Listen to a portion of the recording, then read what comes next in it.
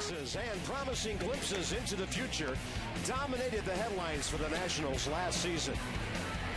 Another year of maturity combined with aggressive offseason moves, raising the bar for 2012. Your first look features Steven Strasburg in his spring debut on Masson HD.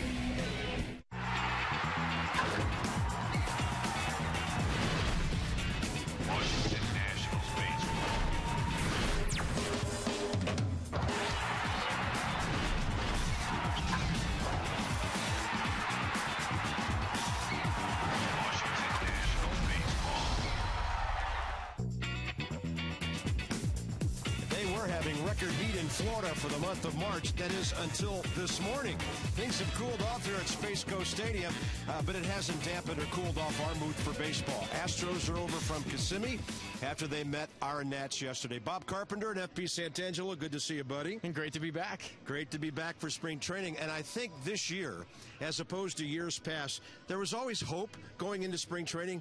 This around here feels like confidence to me. You know, everybody in spring training talks about a great vibe in the clubhouse. Well, of course, you haven't played any games yet, but you and I were here early today in the clubhouse talking to these guys. And, Bob, the difference between last year and this year, I see a group right now ready to win baseball games. These guys are poised to win. And it's been a while since the Nats have come to the camp, maybe never before, with this kind of settlement in the rotation. More on that later. Let's talk about Bryce Harper. He seems to be the buzz about this camp.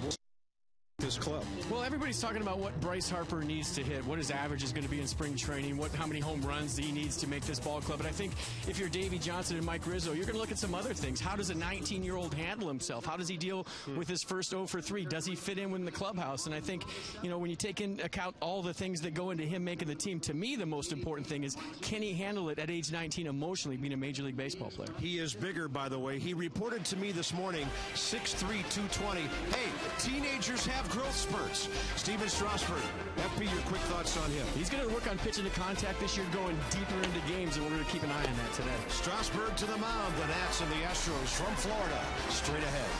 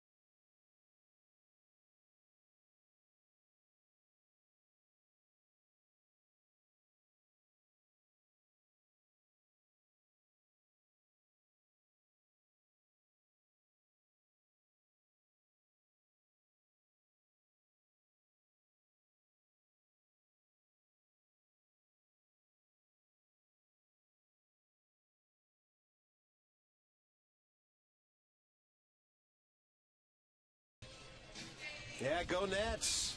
Astros and the Nats. Let's talk about the Houston lineup. Couple of names you will remember and will recognize. They are a young ball club rebuilding, coming off 106 losses last year. You know, Jordan Schaefer used to be with Atlanta. Down toward the bottom of the lineup, Chris Johnson hit a home run against Ross Detweiler yesterday over in Kissimmee. Chris Snyder, veteran catcher, he was with the Pirates last year. and that's the 9. And there's, of course, Brian Bogusevic. We got a pretty good taste of him in 2 series against the Astros last year. Strasburg, those 5 really good starts, FP, at the end of the season with that 1.50 ERA. Yeah, fastball, curveball change from Strasburg today. He's going to work on pitching to contact this year a little more. I talked to him today before the game, and you know, he said, I don't mind going 8 innings, throwing just 100 pitches. I think when you think of Steven Strasburg, everybody thinks about a strikeout guy. But this is a guy like Jordan Zimmerman last year that's going to work on guys putting the ball in play early in the count. Fastball right by Jordan Schaefer. 63 degrees, by the way. It was about 90 here at this time yesterday. Underway right on time at 1:05 for our home opener right here on MASN HD. Astros beat the Nats 3-1 over in Kissimmee in the Disney area yesterday. But Edwin Jackson pitched well. Ross Detweiler didn't until he walked the man, then gave up a home run and a high changeup. Other than that, pretty solid outing by the Nats pitching staff. And a fastball sails high. Ed Hickox, by the way, veteran guy behind the plate for this one today. Hunter Wendelstedt, Laz Diaz, and Paul Nart around the bases. So well-known umpiring crew. And what we'll see in these spring training games with the umps is the base umpires will rotate around a little bit. But right now, the focus with Laz Diaz and his buddies looking in, Steven Strasburg. How does he get off to a start this season?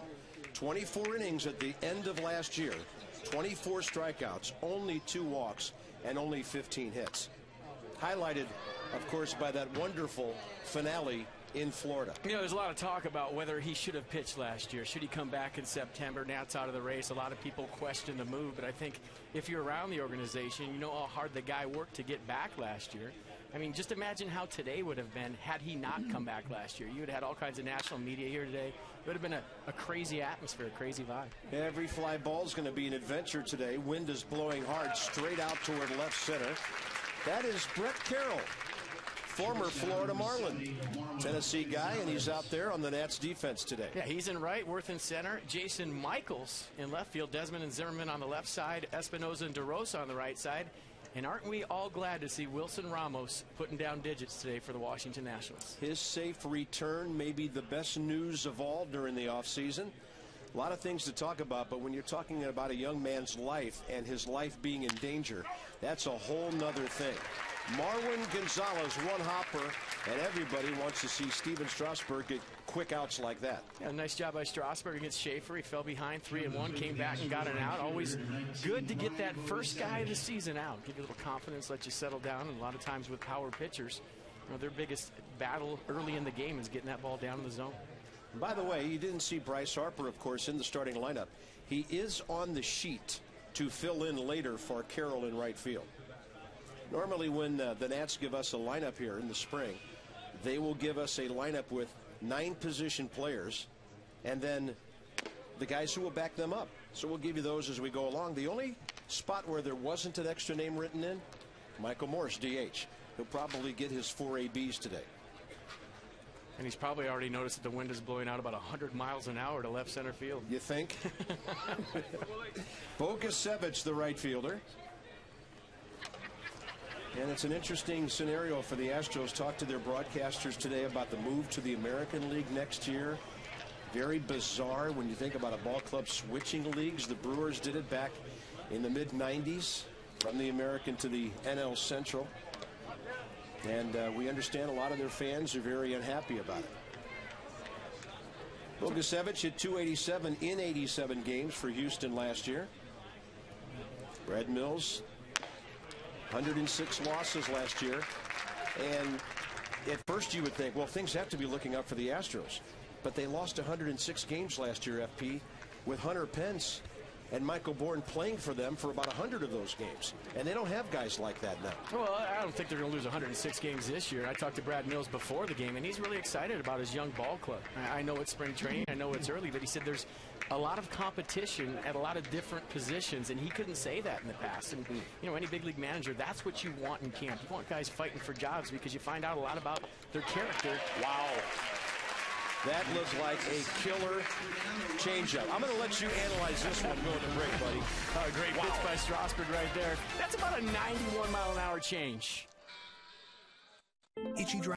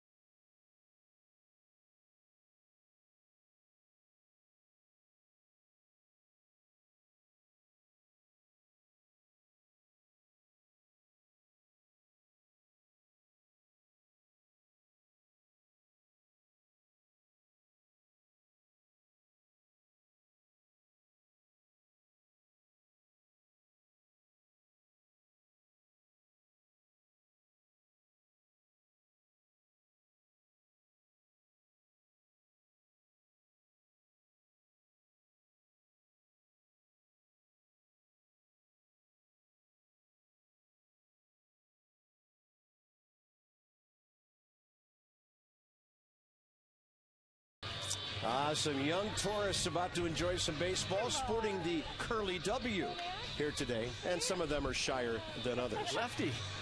Well, the Nats hope to generate a little more offense this year. They do have Adam LaRoche back, not in the lineup today. Mark DeRosa's at first base, but interesting top of the order with Desmond, Espinosa, Zimmerman, and FP. If these guys get on base, things will be interesting.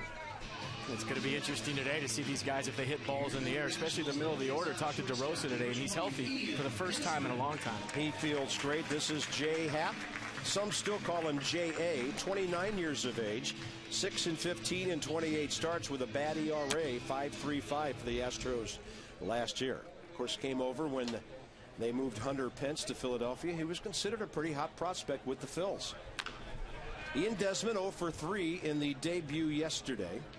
See, that's the difference between me last year and me this year. Last year, I tried to squeeze in Jay Happ right there, but I know Ian Desmond was going to swing at the first pitch because he did it a lot last year. But for Happ, talking to Brad Mills today, fastball, slider, curve change. He tops out around 90 miles an hour. He likes to work up in the zone. The challenge for him is the release point, to be consistent with that release point and get the ball down. Hey, I just want to tell you, your first half inning this year, no comparison to your first half inning last year. I'm kidding, of course. Good to be back with you, and we're going to have fun with this ball club. Well, great to have you back, and happy birthday, buddy. It's your birthday today. Thank you, sir. And Rick Eckstein's birthday. Although, we're talking different eras. Yeah, he's a lot older than you. 0-2 to Ian Desmond, who will probably not prove to be the most patient leadoff man in the world, but he did end the season on a high, getting his batting average up over 250 finally. On-base percentage was 298 to end the season, but both of those numbers were considerably lower before that. And he's changed his number. He's got Frank Robinson's old number there. Have a little tribute to Frank Robinson. I'm not used to it yet. I know it's only been about 4 pitches, but I'm still not used to it. Well, Lou Brock was a pretty good leadoff guy wearing number 20. And Ian, just kind of a different kind of guy, not your prototypical hitter there, but I'm seeing something here that I like. 0-2, and he has shortened things up and fouled a couple of pitches away. Yeah, he decided he's going to come out and hack today. Reaching for that one, ground ball to Matt Downs. Desmond hustling out by a step. Yeah, that was a little different seeing number 20 flash across that bag. The Houston defense. Martinez, Schaefer, and Bogasevic in the outfield. Gonzalez and Wallace on the left side. Downs and Johnson on the right side. And Chris Snyder doing the catching. Danny Espinosa getting some right-handed ABs today, coming off that 236 last year. How about this for a full rookie season? 158 games, 584 at-bats, and a couple of hits short of 150. And he's changed his number too. He's number 8 this year. I'm wondering if Ryan Zimmerman's going to be 11 on deck. Did he keep his number? That 11's not going anywhere. In fact, no, nobody else may ever wear that number in Washington again if things go as planned. And you might tell we're having some wind issues with our cameras out there in center field. This is not like a major league ballpark where you might have a concrete wall behind you. Our guys are kind of out in the open out there on some elevator type deals, and it's breezy. I mean windy here. And he takes one low. 2-2. All right, guys, hats off to you for a tough job today. Take your seasick pills if you're out doing the center field camera.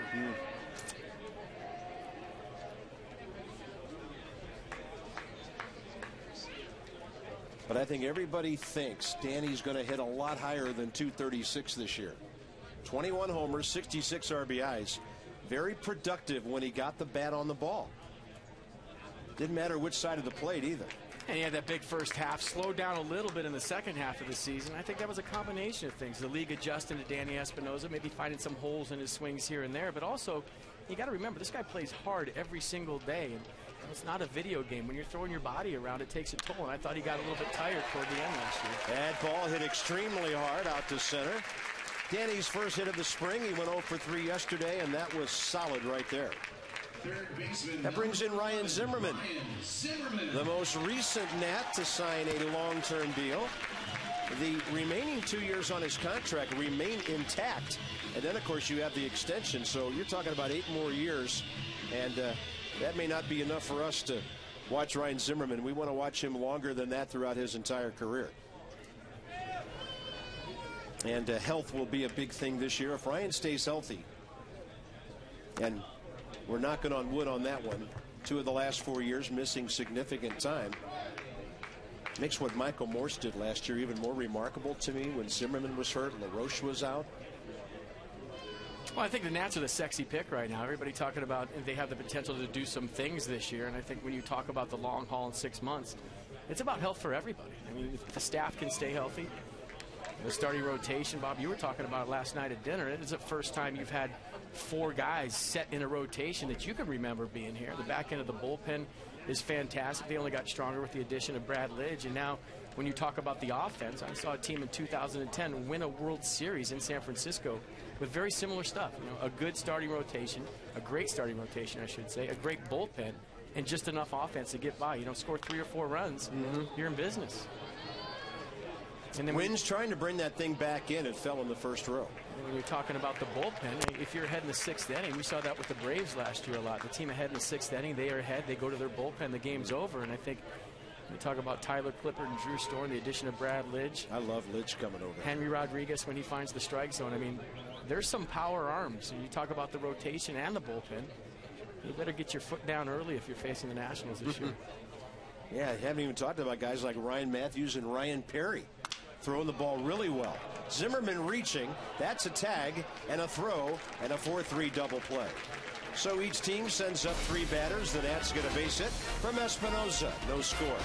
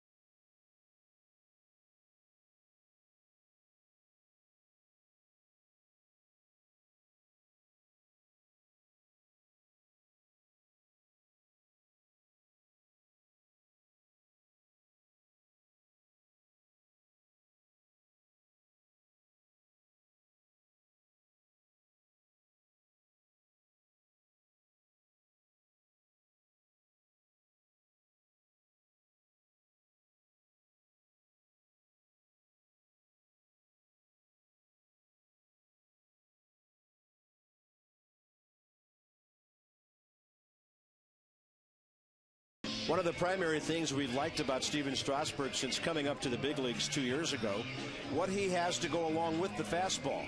But it sure doesn't hurt to have the heat. 98.82, highest among starters over the last 2 years. Now, we must note, that's only 5 starts last year and 12 the year before.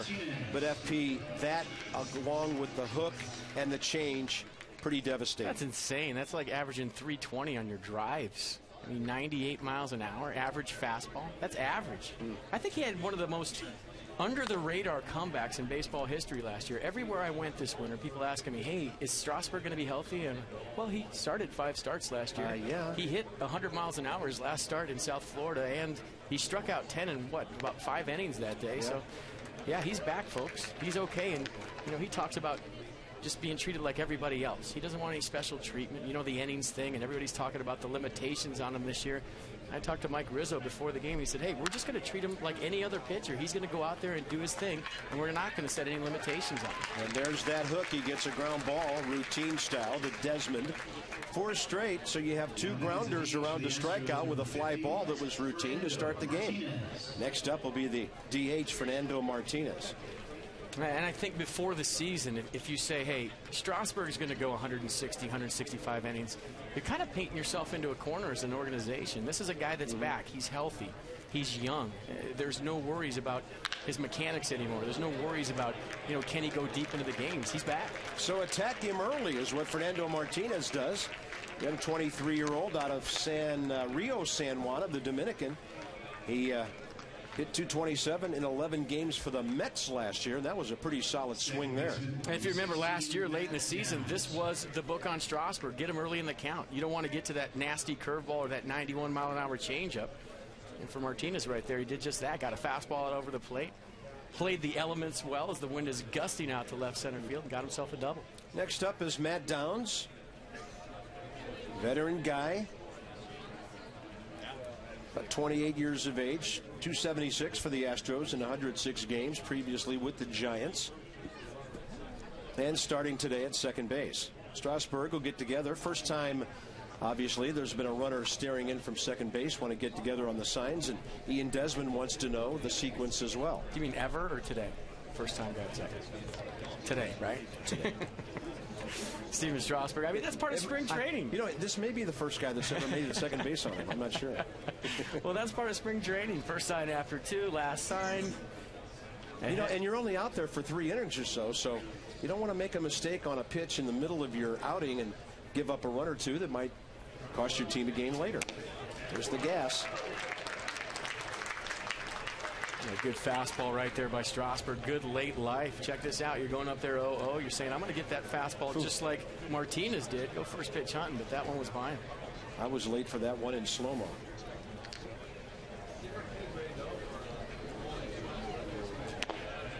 Going down and in, and we've seen him take that thing and just bore it in on right-handed batters as well. And there's 2 ways you can go about it as a hitter in spring training. You can say, you know what, I'm going to work on things. I have this team made. I'm going to see some pitches, work on my timing. Or say, a lot of guys think, I got to swing the bat to get ready. So you see a lot of guys aggressive early in the count.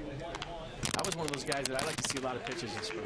If I was going to have 2 at-bats in a given day and not 5 at-bats, I wanted to make those 2 at-bats count. I want to see 5, 6, 7 pitches, go deep into the count, see some rotation, release point, because I felt like if I was going to get 2 at-bats and I swung at the first pitch, I wasn't getting a whole lot done. Do you have to be secure with your spot on the ball club to be able to take that approach? Absolutely. And I think when you talk about the Nationals this year. Good block by Ramos on a pitch way outside. Bob, this is the first year in a long time when you're talking about 22, 23 spots being secure. So there's the advantage of if you're a young player like Desmond Espinosa, I don't even know if we can say that anymore about him being young, Wilson Ramos, that you can work on things in spring training. You don't have to be in panic mode to, call your parents every night and say how you did and, I got to make the team. Now you can use spring training. Yeah, you're already in shape, but work on some things. Little line drive, right side. Danny Espinosa over to his left for the second out. So really, first 6 batters, 1 well-hit ball, the double by Martinez, and that'll bring in the 25-year-old infielder, Brett Wallace. And Steven Strasburg on a 50-pitch count today. So however long that takes, he'll be in the baseball game. Career 248 last year, 259 for Houston. 5 homers, 29 RBIs. They got him in a trade a couple of years ago from Toronto. 2-time All-American, Arizona State, Brett Wallace. I think Strasburg's going to have to do this right here, Bob, this year. First pitch off speed. Yeah. If guys are going to ambush him and try to jump that fastball first pitch, throw some changeups, throw some curveballs early in the count. There's a changeup right there in the dirt, but like I said, pretty sure Steven Strasburg has his team made. So what do? You go out and you'll work on things. You try to refine your skills so that at the end of camp you're peaking and you're ready to go north with your A game. Astros have some pop at the bottom of this lineup with Brett Wallace here and Chris Johnson, who homered yesterday. And Wallace Wallace tried to get frisky on a 2-0. And I also say this time of year, pitchers are way ahead of hitters. It takes a while for a hitter to get his timing down. You see the leg kick by Wallace right there. Foot got down a little bit late. You better get it down. You're ahead in the count 2-0. You probably, pretty big swing right there slows you down. But late there on a fastball as well. And I remember early in the season, early in spring training, you get to camp and the pitchers are out there with the L screen. They're throwing live BP. They're breaking your bats. Then you get in the game, and for a lot of guys, it takes a good 30 at-bats to get your timing down. I mean, there's always the freaks that roll out of bed and can hit, you know, the first day of camp and hit 800 every year in spring training, but for most guys, it's a process. That ball pretty well hit to left. Michaels, former Astro, right there to grab it, and Steven Strasburg only one hit through two. A big DH named Morse is next. Whatever happened to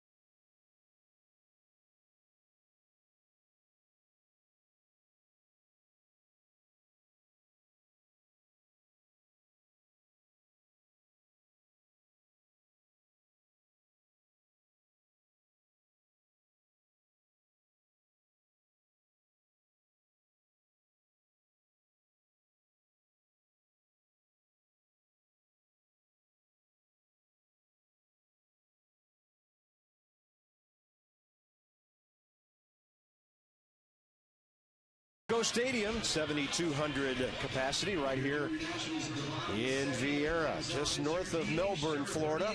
Folks on the berm staying warm today. Single game tickets will keep you warm. You can ignite your natitude with Nationals tickets, starting at $10, on sale March 8th. Go to nationals.com/tickets to check it out. We've got a lot of things to tell you about. Flex plans, the schedule magnet, taking back the park, all kinds of fun things to talk about as we approach baseball 2012. Michael Morse, unbelievable season. 303, 31 homers, 95 RBIs.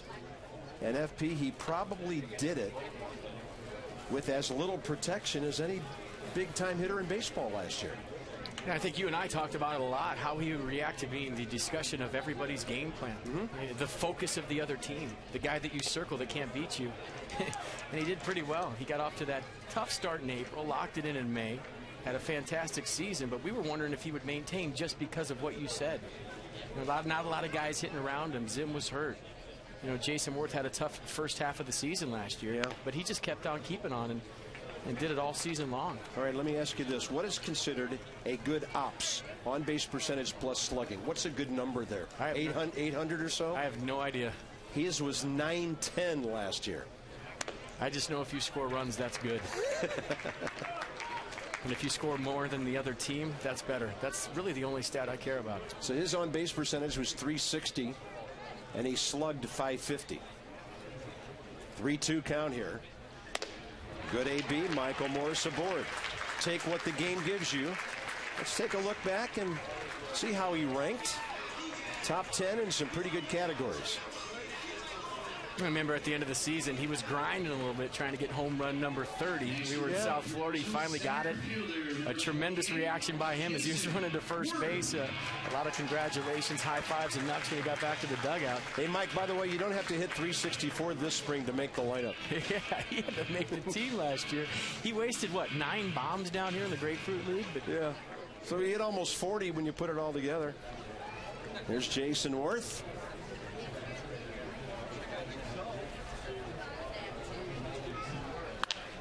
He goes up hacking.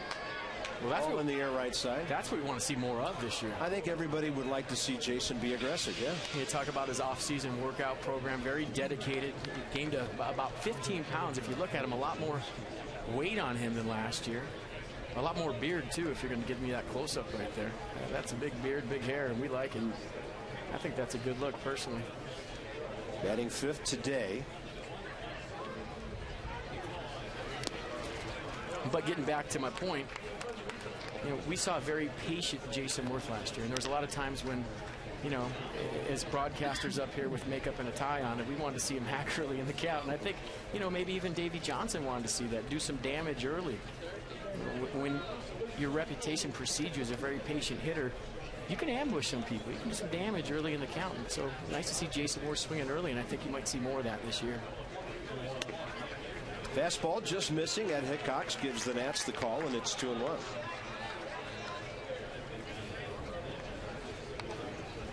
Jay Happ, 28 starts last year for the Astros. Lost 15 of 21 decisions, but considered a leader on their staff. Levon Hernandez pitched well against the Nats yesterday. No truth to the rumor, by the way, that Levon volunteered to start their first 5 spring training games. Well, if anybody could, that guy could. No kidding. We're going to miss Levon. I thought we might see him back out there starting today just for the fun of it. I mean, the Nats rotation is set, very good, but we, and I hope you don't mind me speaking for you, partner, are going to miss Levon Hernandez every 5th day. On that count, agreed. 2-2. Swing and a miss on a fastball up. First strikeout for Happ. 1 out here in the second. This is a challenge fastball right here to Jason Worth, and you look at Happ, trying to get it down the zone, left it right out over the middle, and like I said, pitching usually ahead of hitting this time of year. He got that one by Worth. Mark DeRosa, only 47 games and 86 at-bats with the Giants last year, with that left wrist that has been bugging him for a couple of years. And as FP mentioned earlier, he says he feels great. And I'll be the first one to say he looks darn good in a Nats uniform. That curly W looks good on Mark DeRosa. 37 years of age, native of New Jersey. And you think of Mark DeRosa, he's a baseball player. I mean, when I say that, that's the best compliment I could give you. He's a down and dirty guy. He plays hard every single day. A great influence in the clubhouse. He's a good teammate. That's a base hit. And he can swing the bat a little bit, too. Got out around that one. Mark DeRosa is a .272 career hitter. Now in his 12th year, and the Nats have 2 on and 1 out with Wilson Ramos coming in. So far, so good for Mark DeRosa. It's a fastball right out over the plate. And the other thing, FP, his versatility. He could play first, probably go over to the other side of the infield, do about whatever Davey Johnson might need him. And managers like Davey Johnson love veteran guys who've been there and done that and know how to handle different situations. Well, it's a luxury to have him and being able to put him anywhere and to know that he's going to add some offense, too. Usually with utility guys, you're just hoping they catch the baseball wherever you put him. But with DeRosa, if he's healthy, he can swing it. Here's Ramos. Looking for big things here. 267 last year, 15 homers, over 50 RBIs. And that's in 11 fewer than 400 at-bats. That one got in on his hands a little bit. Brian Bogusevich in right. Wind is going to blow the ball around today, and that's 2 down. I'll tell you what, if you can play outfield in Florida in spring, you can play outfield anywhere. When you talk about playing the sun and the elements and the small ballparks to where the ball gets above the ballpark and kind of blends in with the high sky every day, and then you got the wind and the sun. I remember I couldn't wait to go north to get to ballparks that were higher where there was no wind and no sun and you're playing night games. I used to hated playing the outfield in spring training. And I'm telling you, this part of Florida, this time of the year, is as volatile with the wind as any place in the country. Michaels, veteran guy, gets that one off the end of the bat. It drops, and the Nats are on the board with Michael Morse scoring. Play at third, safe is DeRosa, and in on the base hit at second base is Michaels. And Jason Michaels, as a Nat, is now 2 out of 3 this spring. Yeah, 2 RBIs are golden. Nice way to start for Jason Michaels today. Just off the end, stayed on it long enough to throw it out there. And for you kids at home, look at Michael Morse right here. The play was at third base. If DeRosa's out at third before Michael Morse crosses the plate, that run doesn't count. So you always have to run hard through home plate. A lot of times you'll see guys pull up 3 or 4 steps before they score. Run hard through the plate, make your run count, because you never know what's going on behind you. Number 9 hitter is Brett Carroll, who knows plenty about this part of the country, having played for the Marlins.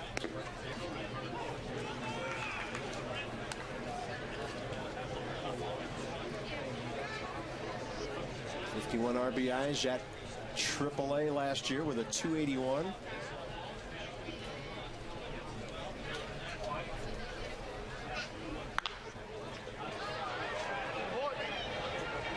Carroll lives in Knoxville, Tennessee. There's Tom Gorzolani, who looks like he might be coming out for the third inning. Are the Nats happy enough with Strasburg to pull him after 2, or is Gorzolani taking some extra warm-up time? We'll find out. Runners at second and third, 2 down. Nats on the board here.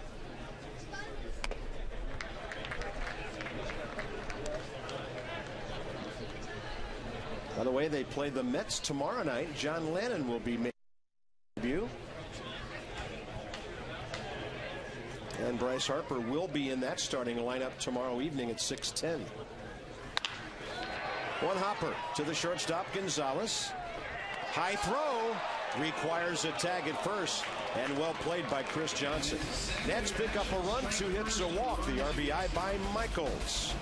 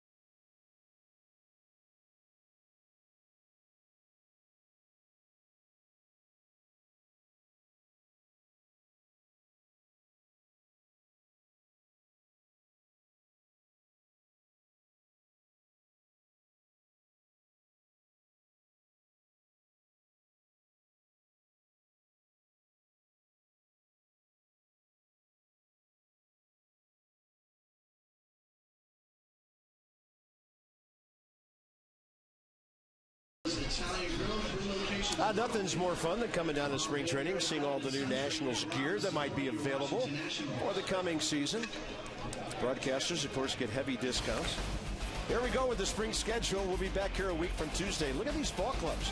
Night game with the Tigers. 2 days later, the Yanks, the Braves, Marlins, and then, of course, the Red Sox at Nationals Park on April 3rd before we head off to Chicago to open things up.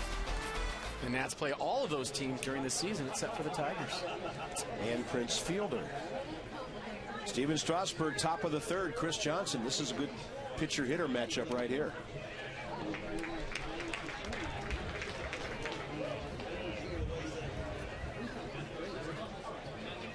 Johnson 1 for 3 with a home run against Ross Detweiler yesterday.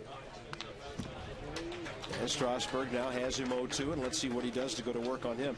FP, we understand that some folks with smartphones are lighting up the Twitter universe right now about Steven Strasburg and what they are assuming is a 160-inning limit this year. Well, I think that's a limit that a lot of other people that weren't in the organization put on Strasburg before the season started. I think a lot of comparison to Jordan Zimmerman and what he did last year, but I talked to Mike Rizzo today, and he'll echo those sentiments when he joins us. There is no inning limit on Steven Strasburg. They're just going to treat him like a young pitcher. They're going to see what they see with their eyes, and they're going to go by that. There's going to be no trying to have him miss a start here or get him into a spot where there's a day off here or there. He said they tried that with Jordan last year and tried to move him around a little bit. It threw him out of whack. They just get him into routine every 5th day and see what they see. Oh, look at that hook. And let their eyes tell them. And I think that's smart. I don't think you should corner yourself at the beginning of the season and say, we're going to limit this guy to 160 innings, because what if he gets there and he feels great? You see the curveball right there, perfectly placed on the outer half of the plate. Not a whole lot Johnson could do with that. That's just a perfect pitch in a perfect spot.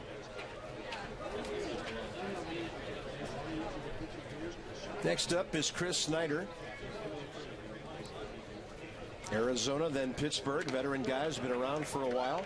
31 years of age. First at bat of the spring for the former University of Houston All-American. First pitch change up 91, a curveball right there, 77. Got the gun working right now so we can see some velocity. I like the work rate too. Getting the ball back, he's ready to work.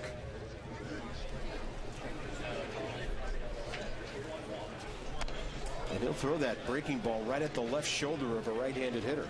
Can't bail too quickly if you're the batter there. Inside with that one, 2-1.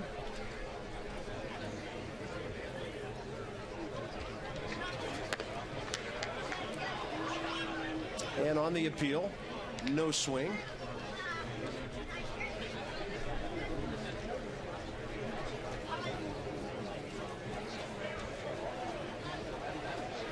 Three-one count here.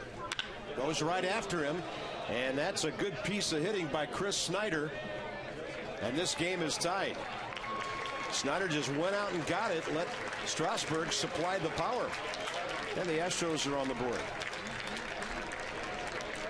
You know, there's a battle in Houston's camp for backup catcher, and right now Chris Snyder with one swing of the bat probably taking the bull by the horns. You know, you work into a 3-1 count, you get ahead, you're sitting dead red all the way. And you look at the fastball from Strasburg, a little up in the zone, center cut, but when you fall behind to major league hitters, this is what they do with fastballs.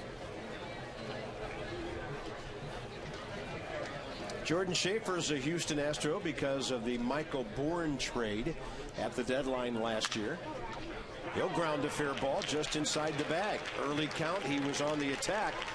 Carroll's got a long way to go for this one, and Schaefer for a moment thought about three, and a good job by Carroll of getting the ball back in. Back-to-back extra base hits here with one out in the third.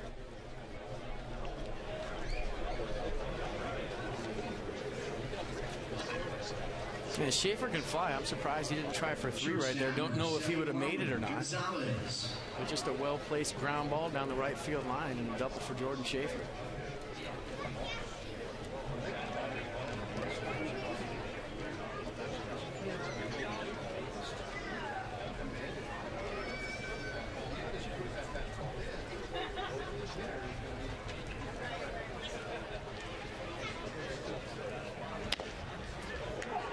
I mean, that's a good fastball right there. I don't know if the gun is right. I really don't care this time of the year. 87 miles an hour, well placed down in the zone.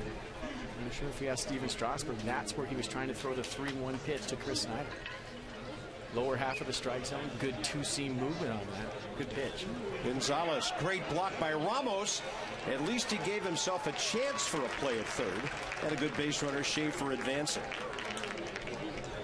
We watched Wilson Ramos all season last year improve on that. He was good in the beginning of the year. He got to be great at the end of the year. You see that, how he slides over, soft chest right there, and gets on the baseball. I'll tell you what, that play that Wilson Ramos made gets a lot of guys. Jordan Schaefer, one of the fastest guys in the National League, just beats it. But great play by Wilson Ramos.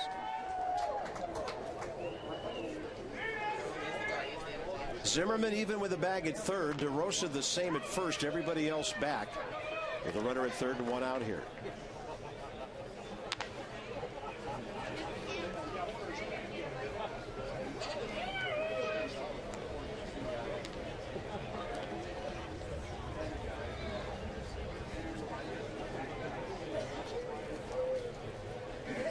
Strasburg, 3 hits and 2 1/3 here.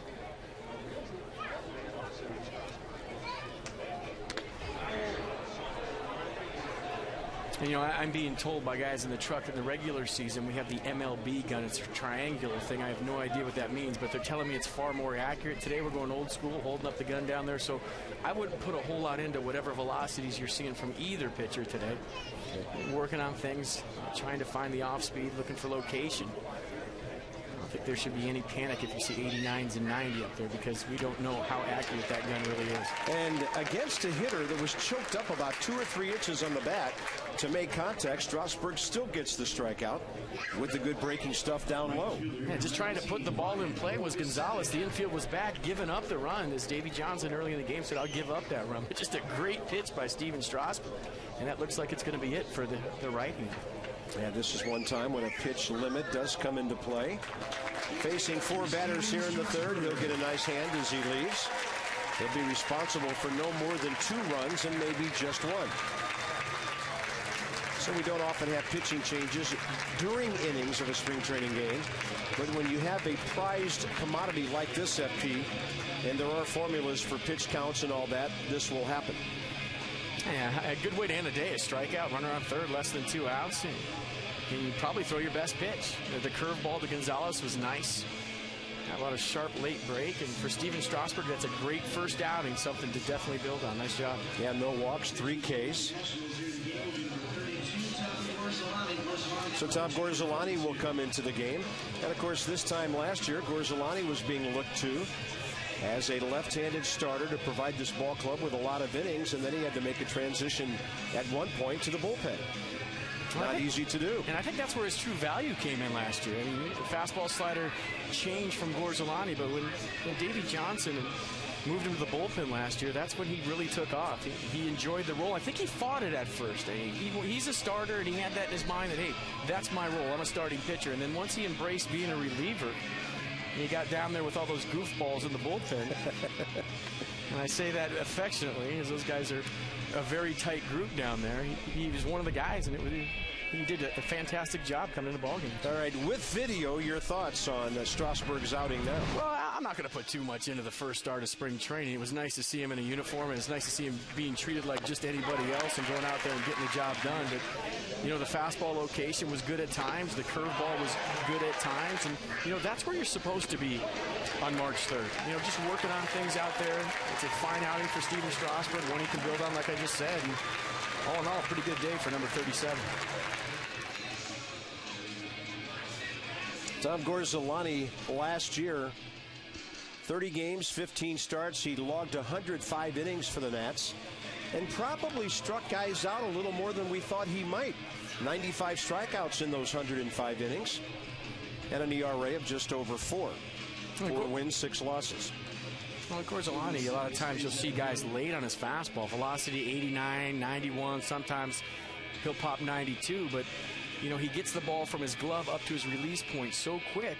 It's a very sneaky fastball. If you face Gorzolani, you can't look at the radar gun. You got to know that he has a very respectable fastball, and you got to be ready to hit.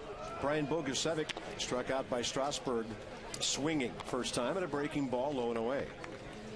Just to remind you, Jordan Schaefer still over at third, 2 outs after his double in the wild pitch. 1-1 game, hits are even at 3. That hit him on a fastball running well off the plate.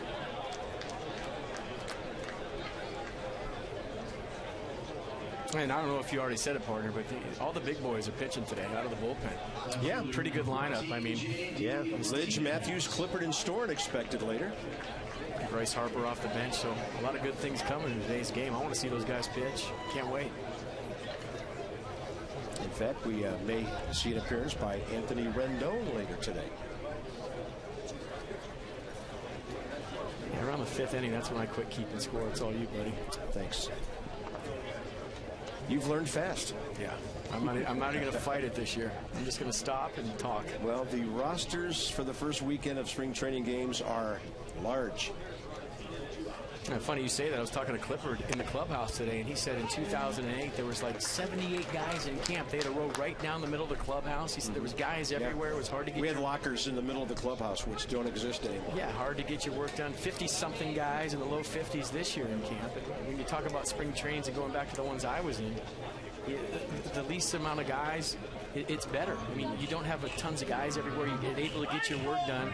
You don't stand in line for 20 minutes to do the drill. I mean, so there was one team in Florida, though, that year that had more players in camp. The Dolphins. Yeah. That's too many. Man. Target inside. Solani didn't hit that spot, but he got it far enough away off the end of the bat, and a veteran fan makes a nice catch. But I think it's a testament to where the club is and where the franchise is right now as compared to 2000. You know, when you don't know who you got to throw it all out there and see what you got. But when you have so many positions set right now on the roster, you know, you bring guys in, you give them a taste of what it's like, you send them down to minor league camp, and you get focused for the season. Because I think in a very competitive National League East that the Nats are going to be in the mix. But the key for me is getting out of the gate in April. You got some big people injured that aren't going to be around, and you got to take advantage. That ball's well hit to left. The wind's going to ride it right out of here. You get a ball up in the breeze today that's well hit, like J.D. Martinez just did, and it'll go. So that'll be another run charge to Strasburg, and now 2 to Gorzolani. The Astros have used homers 2 days in a row to hurt the Nats. They now lead 4-1. J.D. Martinez, a big boy with a lot of pop, and you look at him right here, getting that foot down nice and early. Very short, compact swing, just dropping the head of the baseball on the inside fastball. That's, you know, people say mid-season form. That was a mid-season swing, locked in already. 4-run inning here with Fernando Martinez coming up. DH doubled out to left center on the first pitch he saw from Strasburg last inning. I never understood that phrase, mid-season form. In the middle of the season, I was hurting. I had everything hurting. It was ice on the training table at 1 o'clock in the afternoon. We talk about the dog days. There is nothing good about mid-season form.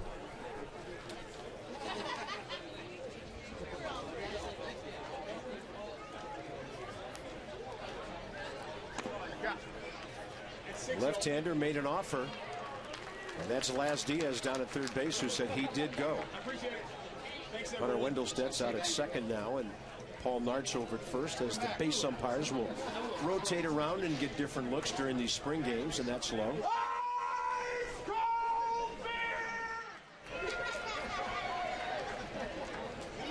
We do sport the loudest vendor in minor league ballparks hosting spring training games. He should be selling hot chocolate today. I was just wondering where I could get an ice cold beer. I think I found out.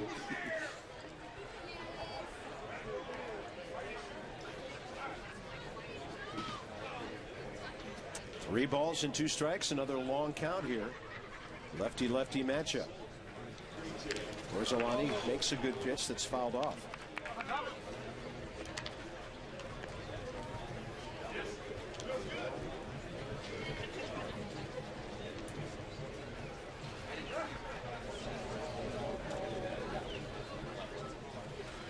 Goes with that one way outside.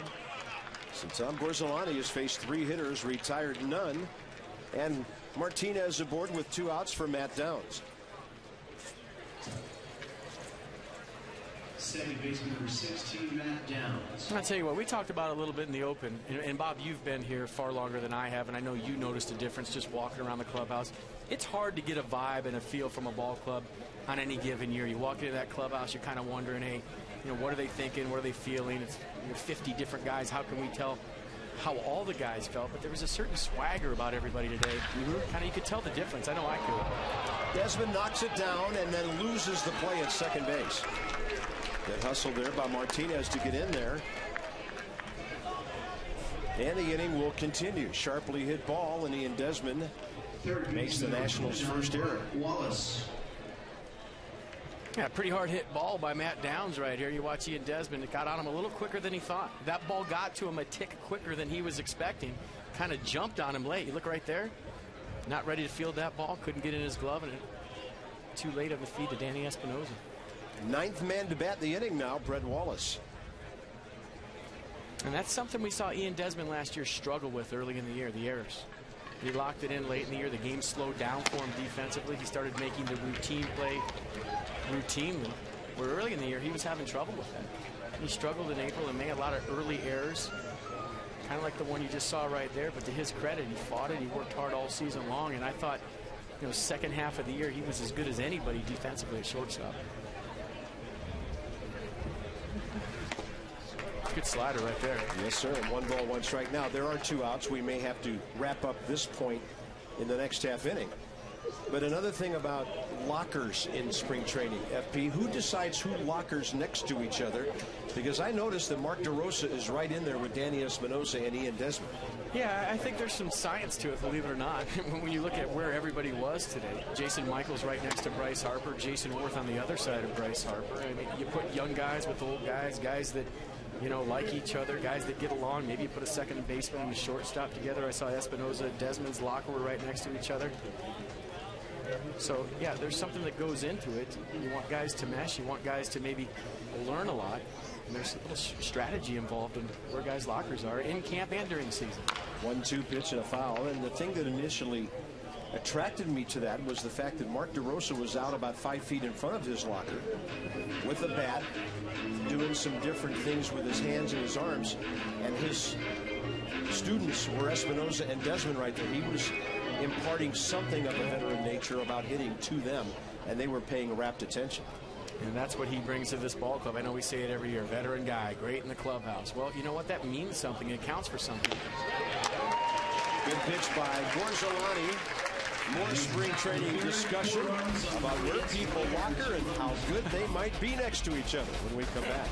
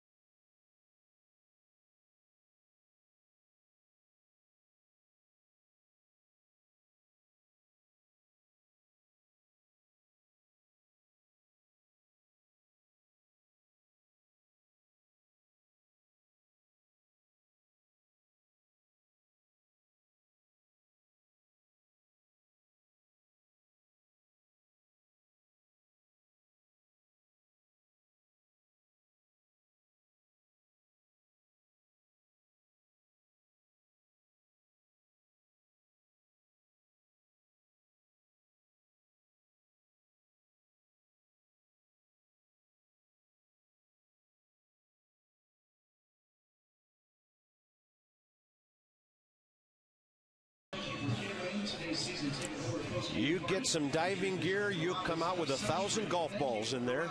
Yeah, and an alligator. And an alligator right behind you. 4-1 Astros. They've out-hit the Nats 4-3. We have a 5-game flex plan to tell you about. You can ignite your natitude with Nationals 5-game flex plans. You can pick 4 games, get a 5th one free. They start at just $60. Nationals.com/flex for ticket information. I am digging the whole natitude thing, by the way. Yeah? I love that saying. Well, I think you have to have a little attitude, natitude going for you to be a contending ball club, to be a confident ball club. And, hey, why not have the fans have the same attitude as the guys out there have? Yeah, one of my biggest frustrations when I first got here last year is you guys had seen a lot of bad baseball for a long time. There's no other way to put it. And, you know, there's this whole process of changing the vibe, changing the atmosphere, learning how to win. You got a lot of young guys that I think last year learned how to win baseball games late. I mean, the Nats led all of Major League Baseball in walk-off wins. So when you talk about the season they had last year, learning how to win, the off-season moves they made, yeah, there's a certain attitude that they have this year that maybe wasn't here in the past. And I think it's refreshing to see. I mean, you could tell with the fans last year, they started expecting to win. It wasn't just, you know, in years past where you're going out there on a given day and you're hoping to win a baseball game. I think that the transformation of an organization from a losing franchise to a winning franchise is when you go from hoping to win a baseball game to every single day, 7 days a week, expecting to win a baseball game. Ian Desmond fell behind in the count 0-2, and then he pops up on that one, and the bottom of the 3rd inning is underway. Reaching the top of the hour here at Space Coast Stadium in Vieira, Florida. right along Interstate 95, just north of Melbourne, about 40 miles east of Orlando. If you've never come down and join us for spring training, see if you can make some plans to come down later this month. You'll enjoy it. Here's Danny Espinosa. By the way, the new pitcher is Henry Sosa, veteran right-hander, 36 years of age for the Astros. He pitched at AA and AAA for both the Astros and the Giants last year. That ball really took off on Martinez. And Danny Espinosa put a good piece of wood on that. 2 outs. Sosa, by the way, pitched 8 games and made 6 starts. As close to Washington as Richmond for the Giants.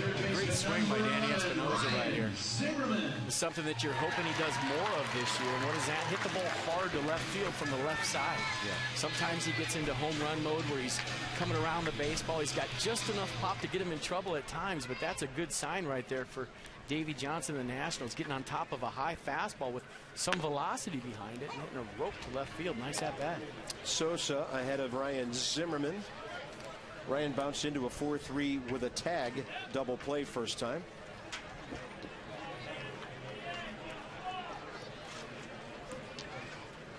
So the Astros get 2 innings out of Jay Happ. A run on 3 hits, a walk, a strikeout. Strasburg's final line, 2 2/3, 3 hits, 2 runs. Didn't walk anybody, 3 strikeouts, 1 home run. And pretty good hack right there and a 1-1 fastball from Ryan Zimmerman. Anytime you foul a ball straight back, you're on it. And that was one. He's seen those balls go out to left field here. He knows the wind's blowing out. He was thinking that right there. That was the from your heel swing.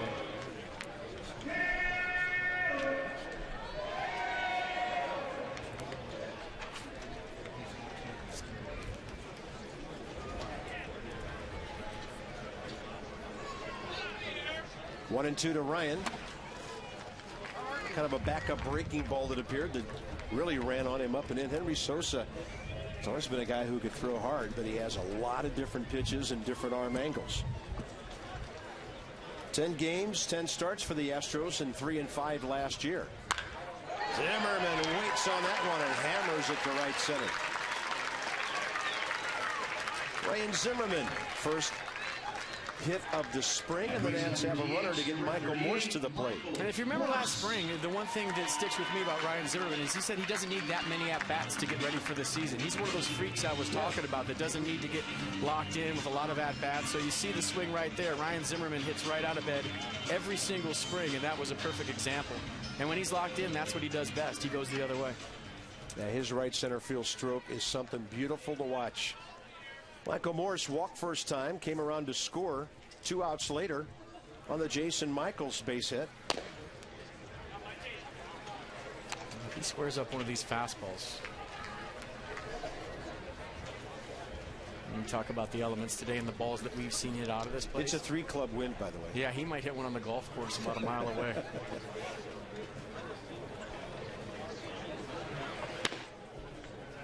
Ball tailing back in for a strike, down low in the zone. Or he could hit the high school right there in the background, one or the other. Maybe into that pond over there. I'd like to see him bounce one off our production truck out there. Hit the pool or the pond. Pond would be good for you.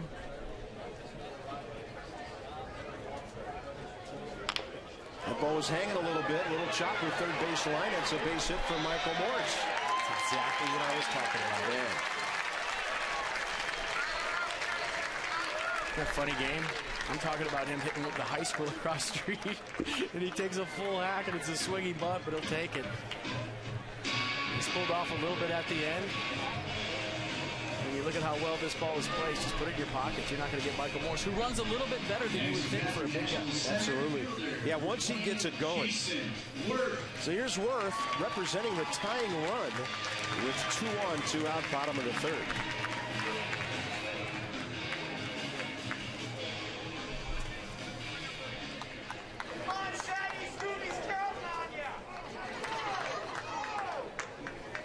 Worth struck out swinging against Jay Happ first time.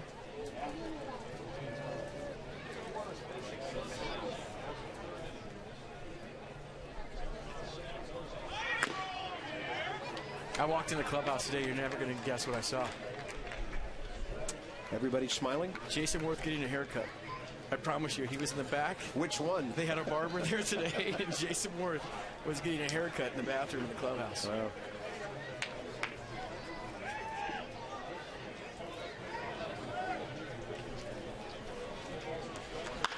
Right off the end of the bat. And under it is Matt Downs, and the Nats are gone in the third. Couple of hits. Nats have left four. The tap is alive and well on a mid-60s day in Central Florida.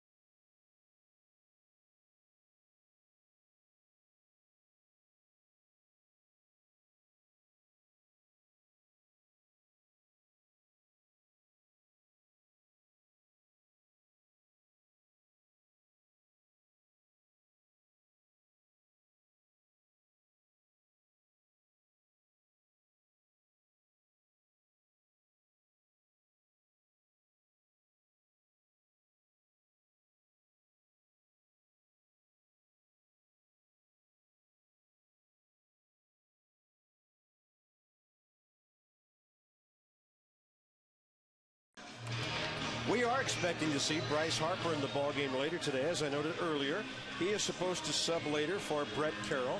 Right now, no substitution here. We have a front liner, and that's Marla Lerner Tenenbaum. Good to see you, Marla. Thank you, Bob. And you're here to talk about the Nationals Dream Foundation and all the wonderful things you have going on this year. So what's the latest that we need to know about? Well, this is going to be a big year because we are going to start construction on the Youth Baseball Academy. We're out for permit. We are getting bids, and we should be beginning construction in the next couple of months. That is awesome. And I know it's so important to you that the family and the ball club be involved with the organization and give some kids who want to play baseball a future. Well, it's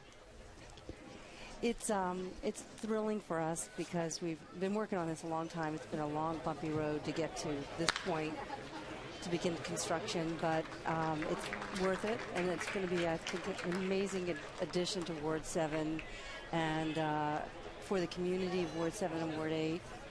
And I know a lot of players are really excited about coming over and sharing their knowledge with the kids when we get going.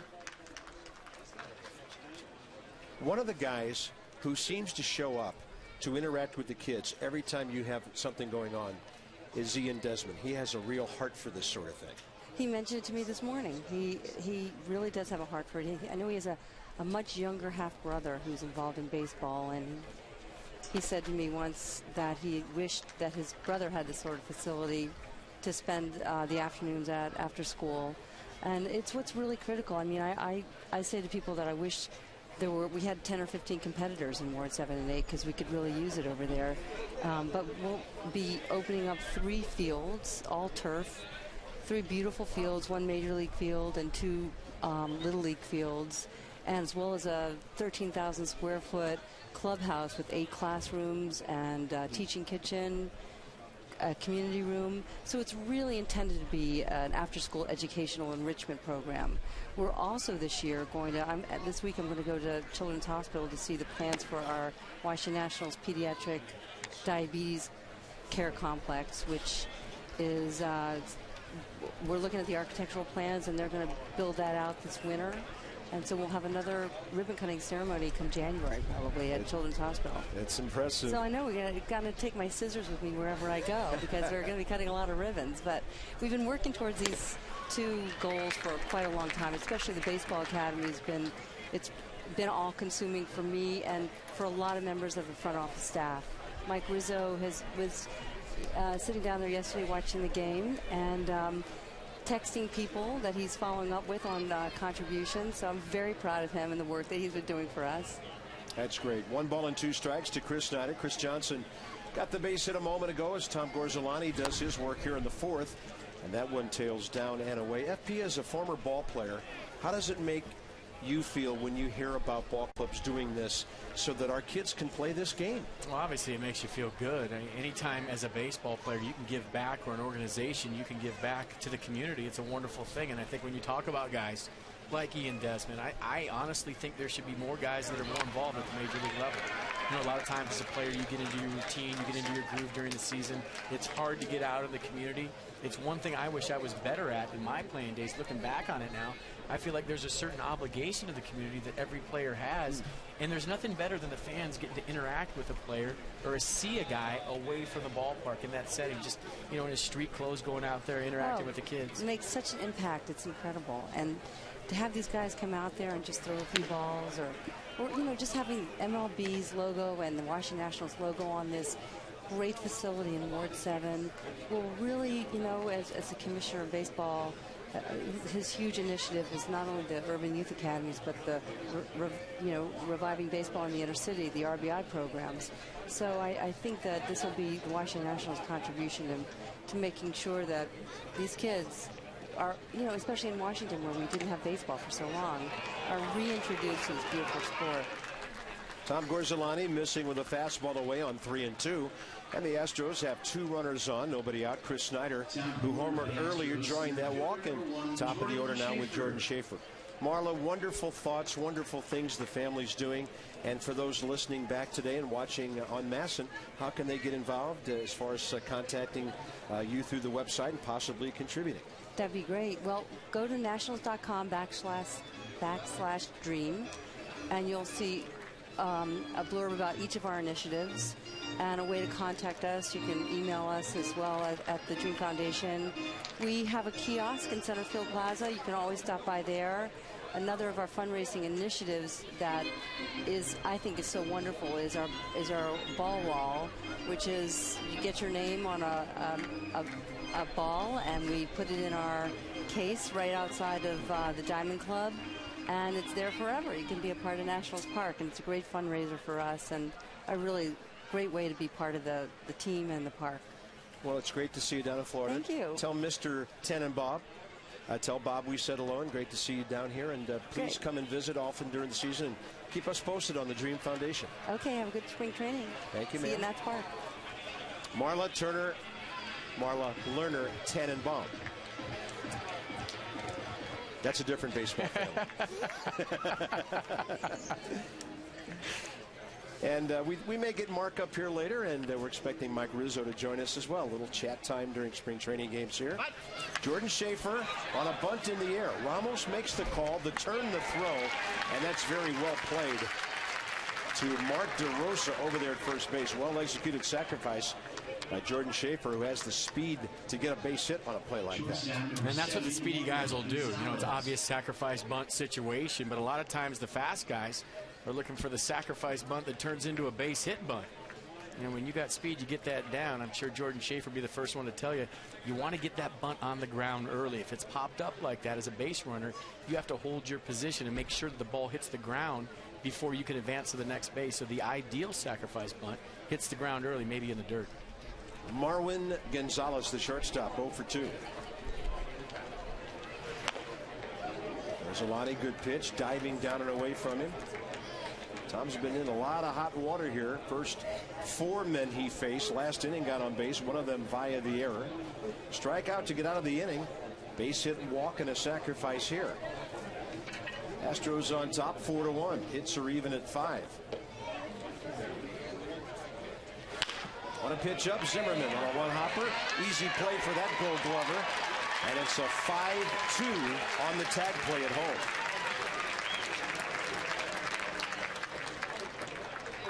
Yeah, one place as a hitter you want to stay away from in an RBI situation is the corners. Look how shallow Ryan Zimmerman is playing right there. When you hit the ball up the middle, it's an RBI. You pull it to the corners. You're not going to get the run in. Nice play by Ryan. Runners at first and third, 2 outs now. Then Brian Bogusevic will be the hitter. Hey, nice job, by the way, partner, on getting the memo on the green shirt. Way to go. We were both thinking ballpark. I was thinking Miami Vice. You were thinking ballpark. Yeah. I was going for the Don Johnson, South Florida look. Yeah, I'm tired of looking at dormant Bermuda. I was ready for some green stuff here. Nice.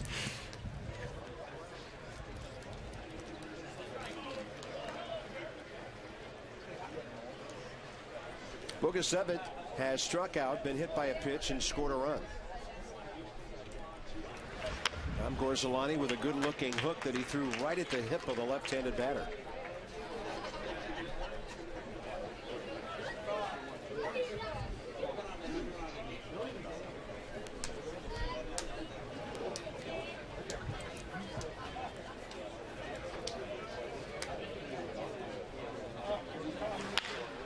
And a little golf swing. It's fouled by 3 or 4 feet.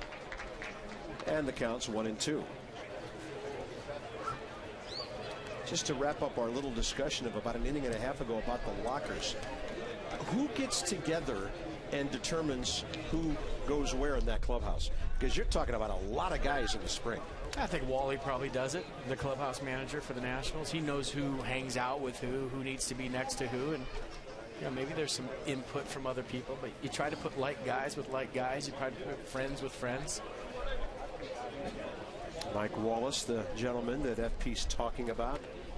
Longtime Expos guy before he came to Washington and was with the Marlins before that.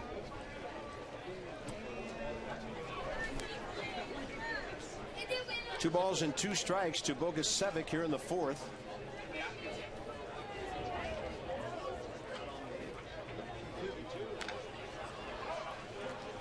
I don't think it's a big deal in spring training. You're only down here for a short time. I think the bigger deal is where your locker is during the season. That's a long time. Yeah. You talk about 6 months and 81 home dates and some off days at home where you work out on top of it during the All-Star break. You want to be by your buddy. You want to be by a guy that you can confide in, maybe ask for some advice. You're scuffling, you can go to him and say, dude, how's my swing look? What am I doing wrong? And it helps to have that guy close to you. Gorzolani looked like he overthrew that one a little bit. And the count's 3-2. Or if you're a guy like Barry Bonds, you just have the whole left side of the clubhouse. Lounge chairs, big screen TVs. And we will notice as we go around different clubhouses, there are certain star players who get not 1 but 2 lockers at times. There was a guy about a week or so ago that had Joe Namath on his locker. I don't know who that was. Really? Some of the guys having a little fun with the youngster Bryce Harper. Oh, okay. Playing some jokes on him. Got it. Yeah, in his defense, he tweeted some stuff about how he wants to be a guy, or an interview wants to be a guy like that, and have some fun. If you watch that HBO documentary on Joe Namath, I don't think there was one guy that watched that and didn't want to be Joe Namath when they showed about his success in New York and what he went through and the good times he had off the field, the battles he had on the field with all his injuries. A wonderful documentary on Joe Namath. So, guys are going to do that. They're going to give guys heat. But I know there was a lot of discussion in the offseason about Bryce Harper and the teams that he rooted for. Yeah. And to me, if you grew up in Nevada where you don't have a team, you got to latch on to some team, right? Because you don't have a team in your region. I would be worried if Bryce Harper was a fan of teams that lost. And those were the teams that he followed. And I know a lot of Nats fans didn't want to hear that Bryce was a fan of the Cowboys because of the whole Redskins-Cowboys thing. But you're talking about a 19-year-old kid that hasn't really even been to D.C. yet. And I think when Bryce gets to the big leagues, whether it's out of camp or during the season sometime, and he gets to see what a great town it is like I did last year, and you get acclimated to the community and you feel a part of it, well, then you're going to start to, go to Redskin games and go to Wizards games and go to Caps games. And you're going to start to get a feel for, the people and the fans and what it's all about. So, I know he caught a lot of stuff for doing all that on the website or the internet, on the Twitter. But to me, I'm glad he likes winners. I would be scared if he didn't like winners. Yeah. Gorzolani having location problems here. He's gone 2-0 to J.D. Martinez, who homered against Gorzolani last inning. Astros already in top 4-1, bases loaded, 2 outs. Had to have a strike there, and he doesn't get it, and it's 3-0.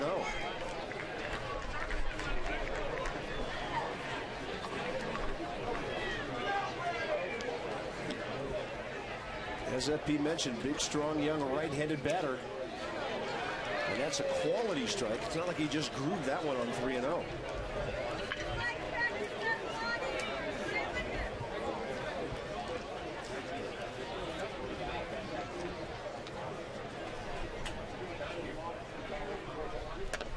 And he throws that one by. And there's that 84 that you talked about that guys just react late to.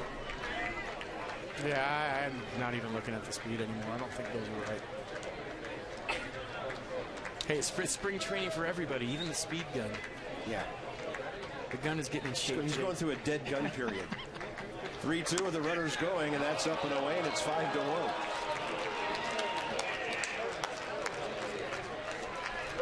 So home to score is Snyder.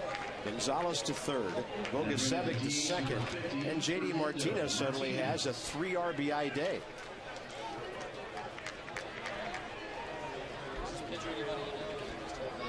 Two-run homer last inning, bases loaded walk here. Fernando Martinez now the DH.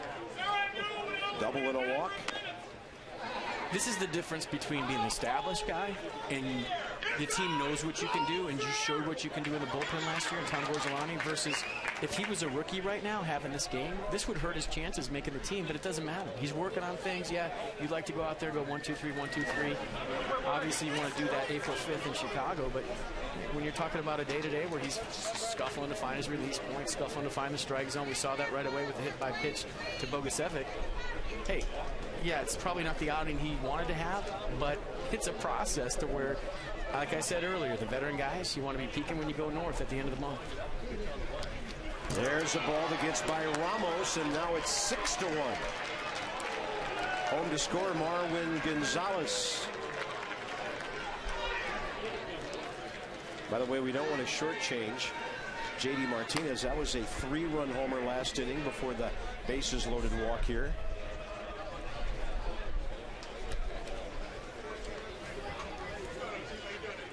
And another hitter's count here, 2-1. Oh, okay. I have to take off the uniform, so I have to come next time.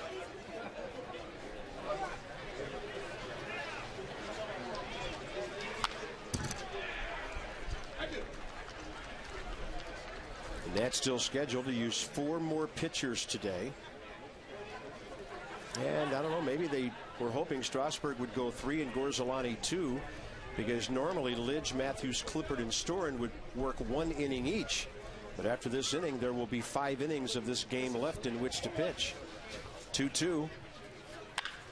That ball will be tailing in the wind and flying out toward the wall. And that thing is out of here for an opposite field 3-run homer.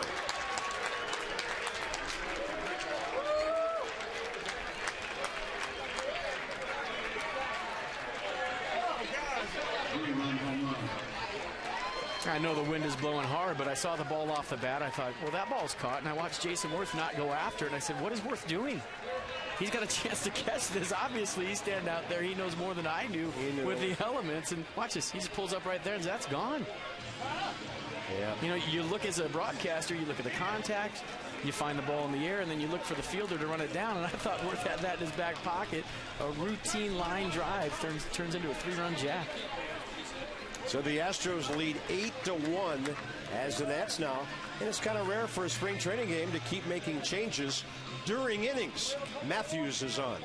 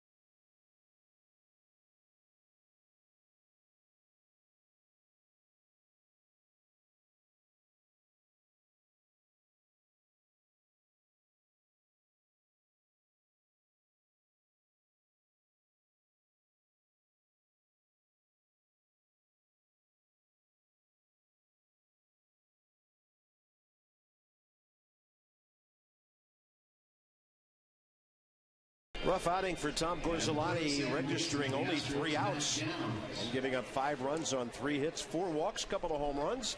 Don't forget about the schedule magnet. When is a better time to get a magnet than during the last exhibition game? It's when the Red Sox are in town, April 3rd. First 20,000 fans with a schedule magnet presented by W.B. Mason. Nationals.com/tickets. Check it out. Here's Ryan Matthews. And Mike Rizzo this morning talking about how well he's been throwing on the side here. He had the opportunity to work out with Ryan a couple of times this offseason. He's from my hometown in Sacramento.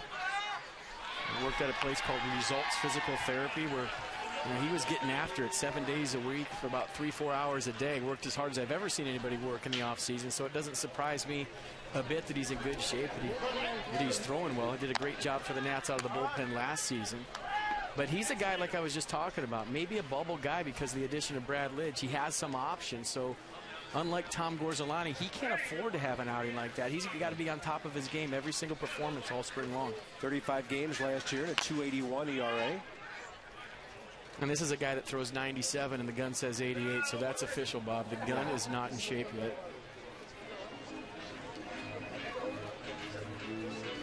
And that turbo sinker, he's pitching from the first base side of the rubber. It's an adjustment he made this offseason, so you look where he's standing. He's all the way over on the first base side. That opens up the window for his sinker to work. Got a slider and a split to go with it. So that's a good hook. Had the hitter reaching. Desmond on the run. Throws it in the dirt, and no way DeRosa can handle that.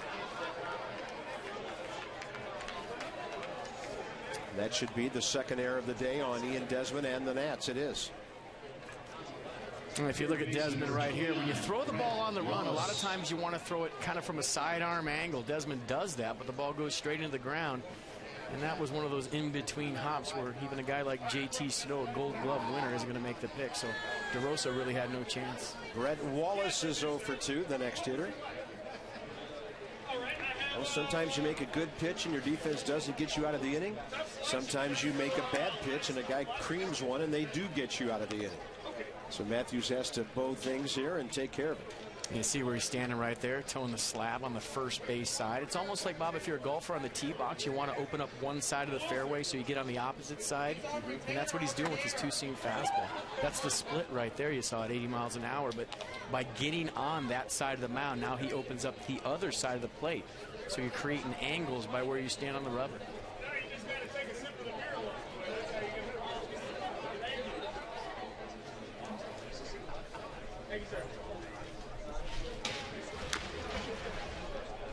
And that's a good pitch right there. A little sinker with some run on it. Late movement, the two-seam fastball.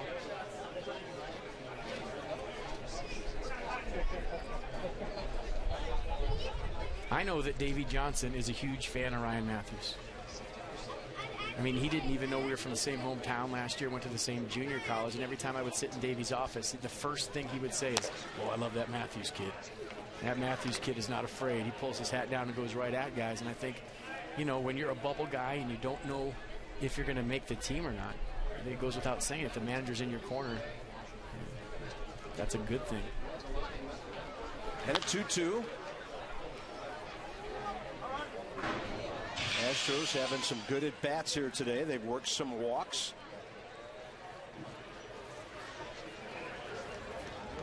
The wind has shifted a little bit now. It was blowing out toward left center. It is straight out left now. Anything over that part of the park is dangerous. Often we see the wind blowing out to right field here. There's another pitch in the dirt. And Wilson Ramos has had his hands full with some wild pitches here. And when you talk about Brett Wallace, he's a guy that has opposite field pop. And that's his turbo zone. He likes the ball out over the plate. He likes to go the other way. So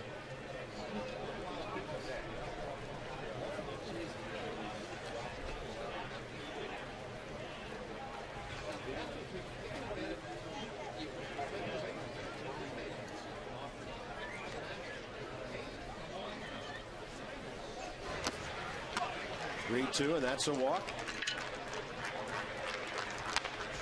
So Houston will send up at least 10 batters here. Second inning in a row, they've batted around. Baseman 23, Chris Johnson.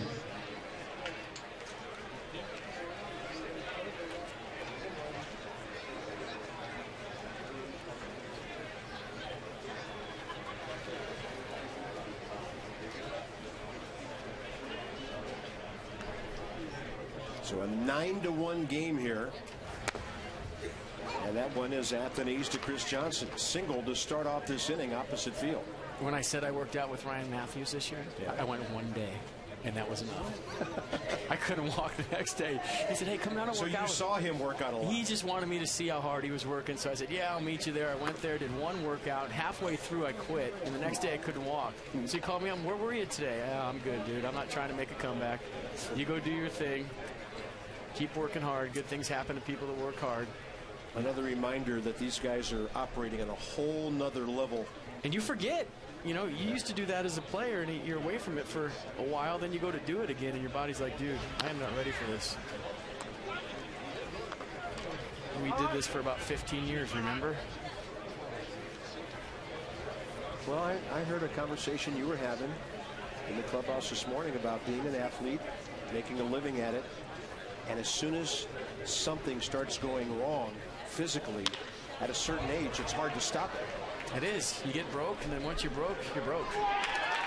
Jason Orth. And finally, the Nats are out of the inning after giving up 5 in the 4th.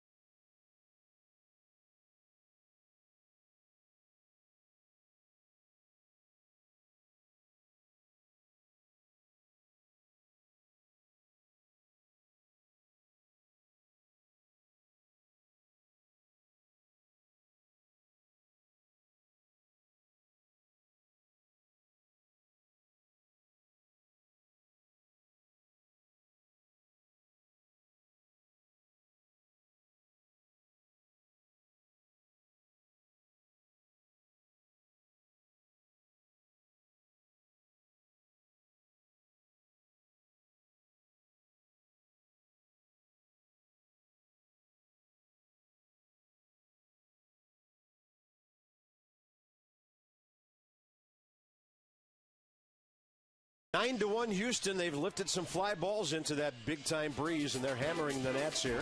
But only 6 hits, a lot of walks. Steven Strasburg didn't walk anybody, and he had a pretty strong outing pitching into the 3rd inning today. Just a good start for Steven Strasburg. You see the changeup right there, a little out in front, good late movement down and away. A nasty curveball right there, perfectly placed. And I thought that was his best pitch of the day. Just a 12-6 hammer right there, and a big strikeout to end the day for Steven Strasburg.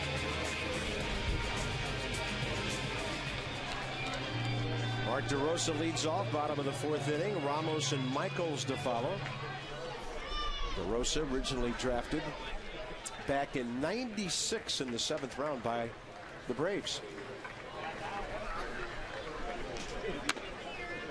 And he's had the wrist problems, never really got a chance to play as much as he wanted to in San Francisco. But I'll tell you what I know about Mark DeRosa from my time with the Giants is, even though he was hurt, at the ballpark every day, on the bench, cheering guys on, kind of a quasi-coach counseling the young players. And, you know, there's nothing harder than being hurt and watching your team win a World Series. But he was a guy that was there every single day for everybody.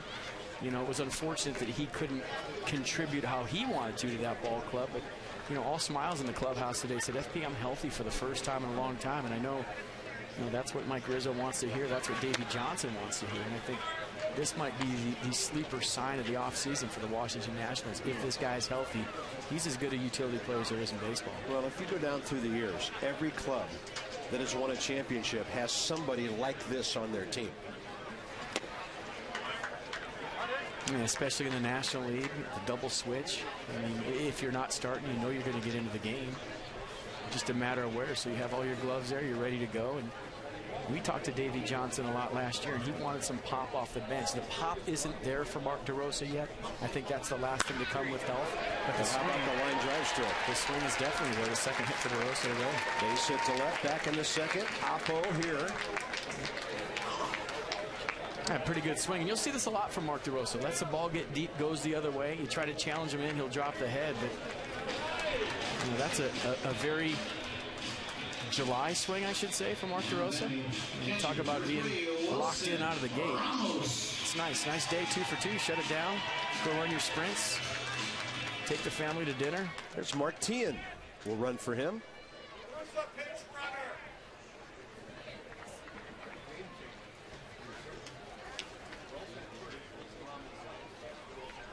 You know, it's funny as a new guy, too, in Mark DeRosa's case. As you see the pitch go all the way to the backstop. You know, you're the new guy, you want to fit in, and that's fine. You know, everyone, he's cool, whatever, you're going to fit in. But there's no better way to fit in than showing guys you can play. Right. Especially a guy that's been injured the last couple of years. So, yeah, we know about Mark DeRosa. And it's funny, as a player, you know everybody's seen you play. You've been in the league for however many years. You know guys know you, but you still, when you get in with a new ball club, the first thing you want to do, besides being cool in the clubhouse and showing them you know a lot of baseball, is showing them you can still do it. So that's maybe a bigger day than you would think for Mark DeRosa. And a breaking ball hangs up and into Wilson Ramos, who fried to right first time.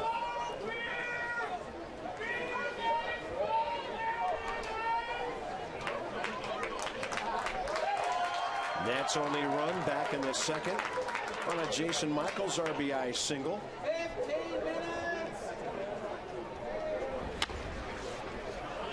And suddenly, with the big lead, Sosa falling behind some hitters. That's a good take by Wilson Ramos. You're heading the count 2-0. You're thinking swing all the way. Sometimes in spring training, you get a little overamped. You got the foot down nice and slow. You know, as a hitting instructor or hitting coach, you can tell a lot from how a guy takes a pitch every once in a while, especially when they're ready to hit. And he had his foot down early. He was ready to hit. 3-1.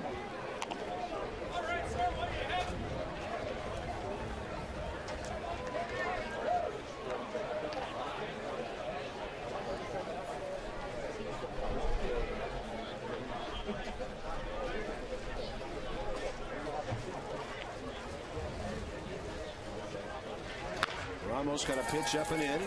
Little bouncer over to Brett Wallace, who freezes the runner, throws out Wilson for the first out here in the fourth.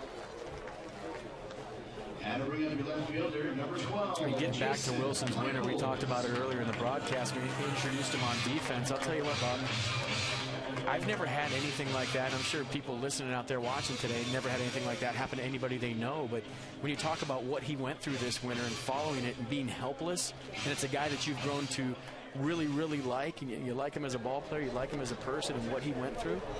I mean, from my standpoint, I'm sure a lot of Nats fans can sympathize with this. That was one of the toughest things I've ever been through, because you don't know what's going to happen. It's so bizarre, it's so weird, it's so out there. And when one of your, how many people out there, raise your hand if you've had a friend kidnapped? It doesn't happen. I mean, and so to have a friend of yours in that situation, I was calling Mike Rizzo, I was talking to people, everybody I could, contact. And when I finally got a hold of Riz, and he said, "Don't worry, FP, we're on it. We got him." And that was a couple days before I heard the news, or a day before I heard the news. So when Riz told me that, it helped me relax a little bit. But that whole thing he went through, I can't imagine how surreal that was for Wilson Ramos. It's great to have him back. It's great to see him all smiles in the Nats clubhouse, and I guarantee you that puts a lot of things in perspective for not only him, but everybody else in the ball club.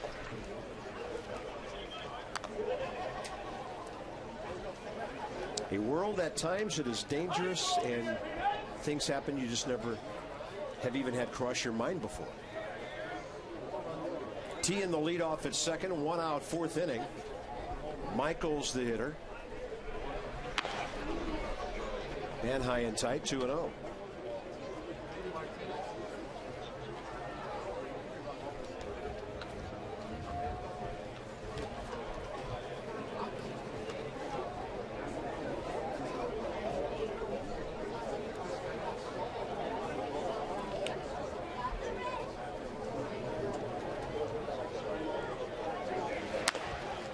And that one's got some run to it, catches the strike zone, 2-1. And Jason Michaels, a veteran guy, knows how to play the game the right way. Plays hard every single day. Talked to him a lot in the clubhouse today. Twice was drafted, and both times went back to the University of Miami. Yeah, that's why I went right over to him. You know, those guys that went to the U, we got to stick together.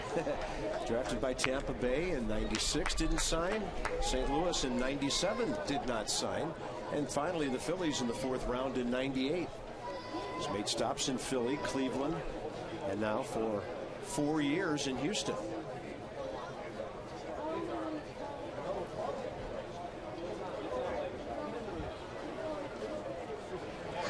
Got a pitch up. Drops it into left. Another hit. Bo Porter will hold the runner DeRosa.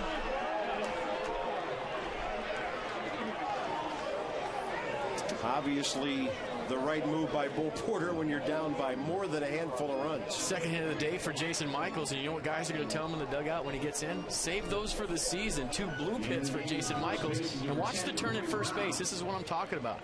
It's a guy that plays with his hair on fire every single day. He plays hard. So a nice start for Jason Michaels. A couple of knocks today. And Corey Brown will run for him at first base. You got to save the bloopers for the season, though. That's when they count. Yeah, but if you're trying to make the team. Yeah, that's true. Take them any way you can get them. First and third, 1 out. Carroll the hitter. Desmond on deck. A lot of offense in this game. 13 hits, 7 of them by the Nats. But because of some control issues, the Astros have scored a lot of runs on fewer hits.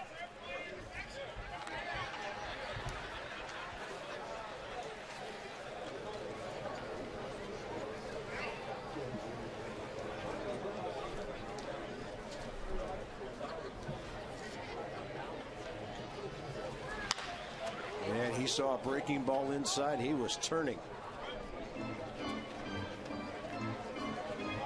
And make it 9-4 in one swing. Why not? I think we talked about this a lot last year. It's one of my favorite sayings: swing easy when it's breezy. A lot of guys try to do too much because they see the wind blowing out. You know, it's like getting on the tee box and the wind's at your back and you try to crush it and you pull it into the rough. OB. Same thing goes for a hitter on a day like this. Nice and easy. Get the barrel on the ball. Good things will happen. Brett Carroll only 3 big league at bats last year with Milwaukee. 93 games at Nashville, then into the Boston organization, 24 games at Pawtucket.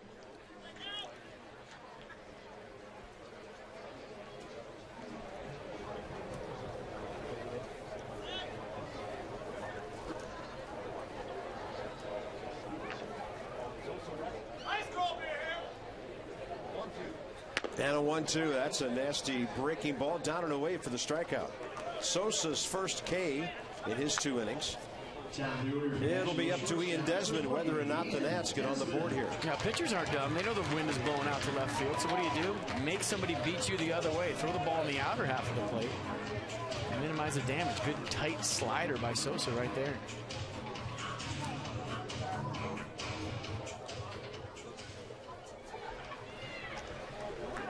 Fifth man to bat in the inning. Ian Desmond 0 for 2. Ground ball to second. Pop up to short.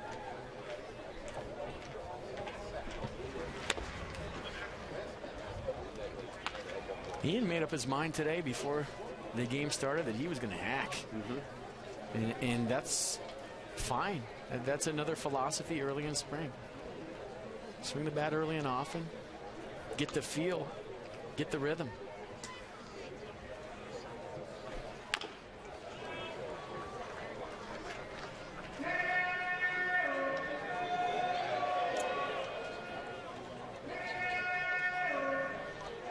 Martin came in to run for Mark DeRosa, who went 2 for 2. And Corey Brown running for Jason Michaels, 2 for 2.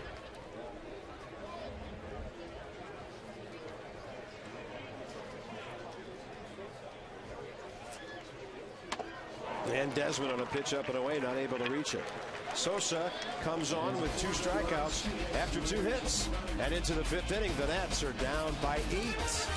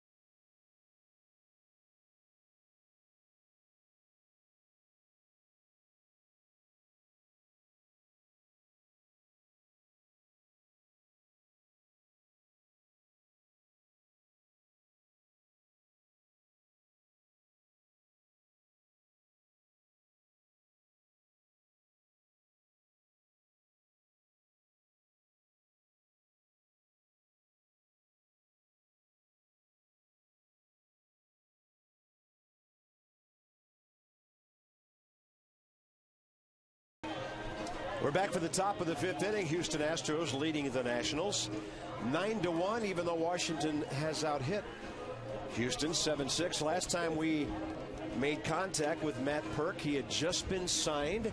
And Matt, welcome to the big leagues. Welcome to Masson. And tell us about throwing the ball against Georgetown here 2 days ago. Oh, it was great. Had a good time out there. Really enjoyed my first experience out there, and was glad to get out on the field and finally play some teams in a different uniform. What did it feel like when you were walking out there for your first quote appearance as a professional player, at least at the big league level in spring training? Oh, just great. I mean, I feel a little bit nervous, but I was able to kind of calm those down and just realize that it's still baseball. It's just another game, and get to go out there and have fun and do what I love. And what's it been being around? How's it been being around the veteran guys? Have they accepted you? They teaching you things? Anybody taking you under their wing? Oh, it's great. These guys, we got a great group of guys. I mean, they really take care of you, and we're all in it together. We all know that we're all fairly young, and we're all really excited about this team and where we can go. There's a breaking ball that's in there as Ryan Matthews works too. Chris Snyder here, top of the 5th inning. Snyder's had a big day with a homer, a walk, a couple of runs scored. Matthews trying to get the Nats unscathed here through the 5th inning. Matt, you've made quite a transition here recently from college baseball to professional. What is the big difference that you can figure out at this point? I'd say the biggest difference is that, I mean, really the strike zone shrinks as you go up. It's a lot different up here. You really got to focus on getting ahead and getting early, because these hitters, if you get behind, they'll make you pay. And so you got to really focus on getting strikes and getting quick outs so you don't get deep in the counts and end up giving up a big one. Hey, Matt, have they talked to you about your schedule? Do you know if you're going to start any games down here? Are you coming out of the bullpen? What's it look like? They really haven't told me much. I mean, we just kind of keep it as a day-to-day basis. Just whenever they tell me I got pains and stuff like that, I'll get out there. And I don't really know next time I'll be in, but I'll definitely be ready. Hey, Matt, tell us about your experience with Scottsdale in the Arizona Fall League. You got out there for 7 games, made a start, just over 7 innings. What was that like for you? What did you learn in that experience? Oh, it was a tremendous opportunity out there. I learned a lot. I mean, that was really my first kind of dip into competition coming out of college, and I was able to learn a lot of things. I got hit around there the beginning part, which definitely taught me a lot, but I was able to kind of find myself and find my groove there towards the end. And I mean, it's just those guys are the next closest to the big leagues as you can get out there, and it's a tough league, and it's really a good place for a pitcher to really find his own. Hey, Matt, thanks so much for your time. Good to see you again, and we'll see you around camp. Appreciate it. All right, thank you, sir. That's Matt Perk. Bryce Harper's in right field. Yuri Perez in center. Corey Brown's in left. Some other defensive changes. This gets to the point of a spring training game, and Ryan Matthews now suddenly striking out 2 in a row, where we're having wholesale changes. We'll keep you up to date as best we can on this. Pretty good pitch right here by Ryan Matthews. He went backdoor sinker to strike out Snyder, and you look at the split right there with 2 strikes off the table. Good pitch, 2 strikeouts. Anthony Rondon, by the way, another high draft choice into the game. We just talked to Perk, of course. There's Yuri Perez. Talked to Perk out of TCU. This is the guy I was just about to reference. Anthony Rendon out of Rice. Makes the play at short. 1, 2, 3. How good does that feel? Bottom of the 5th coming up.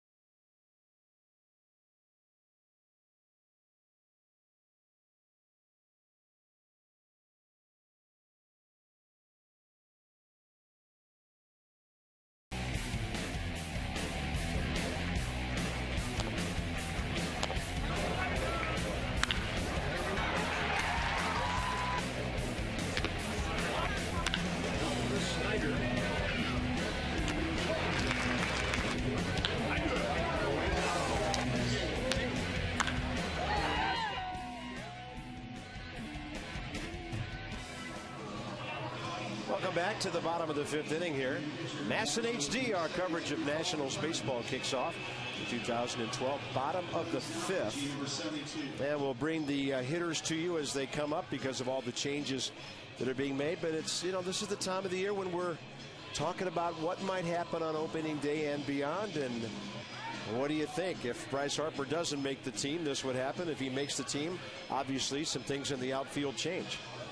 I mean, I like it. What are you going to say? I mean, the lineup takes care of itself. We'll all know at the end of spring training. I think Davey Johnson will be the first one to tell you that, you know, this is one of the years where, you know, when Davey took over last year, what was the thing he said to us all the time? You know, my job this year is to answer questions. And there's a lot of questions that I want to answer this year so that when we get to spring training next year, I don't have to answer those questions. And when you talk about, you know, the starting lineup and the rotation, the bullpen almost writing itself right now, those questions were answered last year. I still think, and this is just my opinion, there's going to be a big trade in spring training. There's going to be something that happens to maybe shake some things up. We're very early into camp right now, and I know there's still a need for a center fielder / leadoff hitter guy. I know there's a plethora of pitching here for the Nationals, and whenever you have that as an organization, other teams are going to come calling. So we'll see what happens throughout camp. It's hard for me right now on March 3rd to project the April 5th opening day lineup, but you know, that looked as good as anyone that I've seen. And it's probably going to be it unless there's some changes and some trades. Jared Hoffpower leads off for the Nats here. 5th inning. He's playing second base now in place of Danny Espinosa, ripping one foul. And the bottom of the 5th is underway.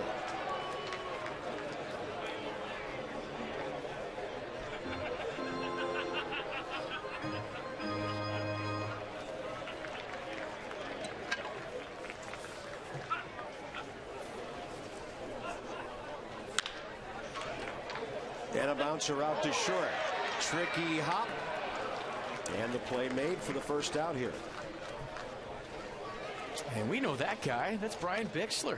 Brian Bixler just into the game at shortstop. Got caught with the in-between hop. Didn't know what to do. Backpedaled, stay with it nice. And we were big fans of Brian Bixler off the bench last year for the Nationals. He gave him some big at-bats. Did a nice job filling in a number of positions. And deceptively fast. We had no idea that Brian Bixler, one of the fastest guys on the Nationals in 2011. Chad Tracy now.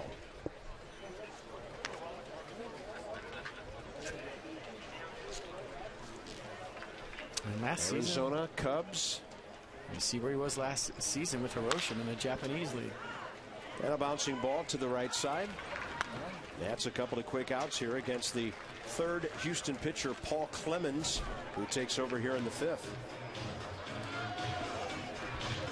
As we mentioned earlier, no subs were listed under Michael Morse's name today, so we're expecting Michael to get 4 to 5 ABs as the DH.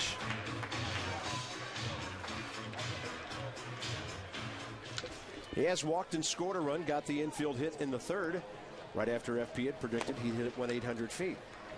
You were close. It was a base hit. 800 feet, 20 feet. They both count the same. You got it.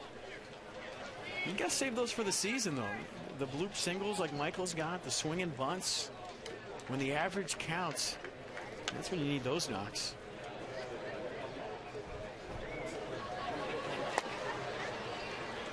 Pretty good changeup right there from Clemens.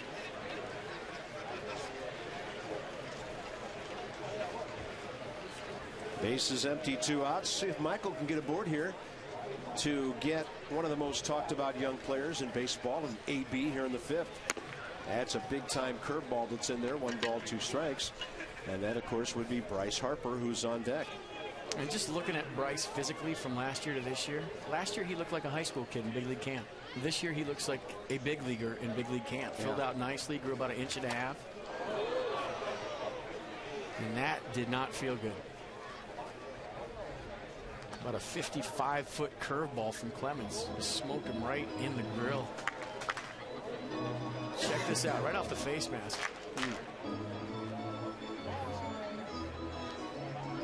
And he's number 98, Bob, and that's your job to tell me who that is. That is Rene Garcia. Atta man. Catching now.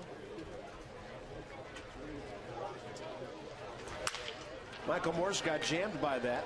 And Paul Clemens will come out and throw 3 ground balls in the 5th inning. The Nats GM Mike Rizzo straight ahead.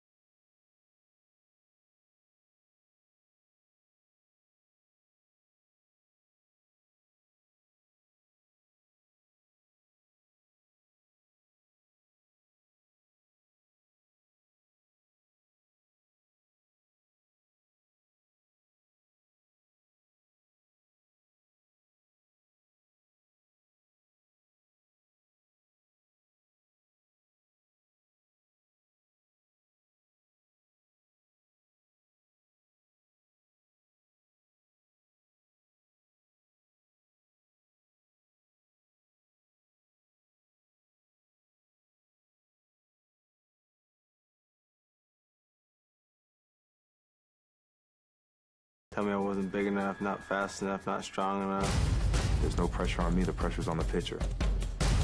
And if he throws it where I want it, then I'm going to do some damage. I don't care if you're the best, I'm going to get you. That's why I always look in the dugout. I want to make sure they're watching.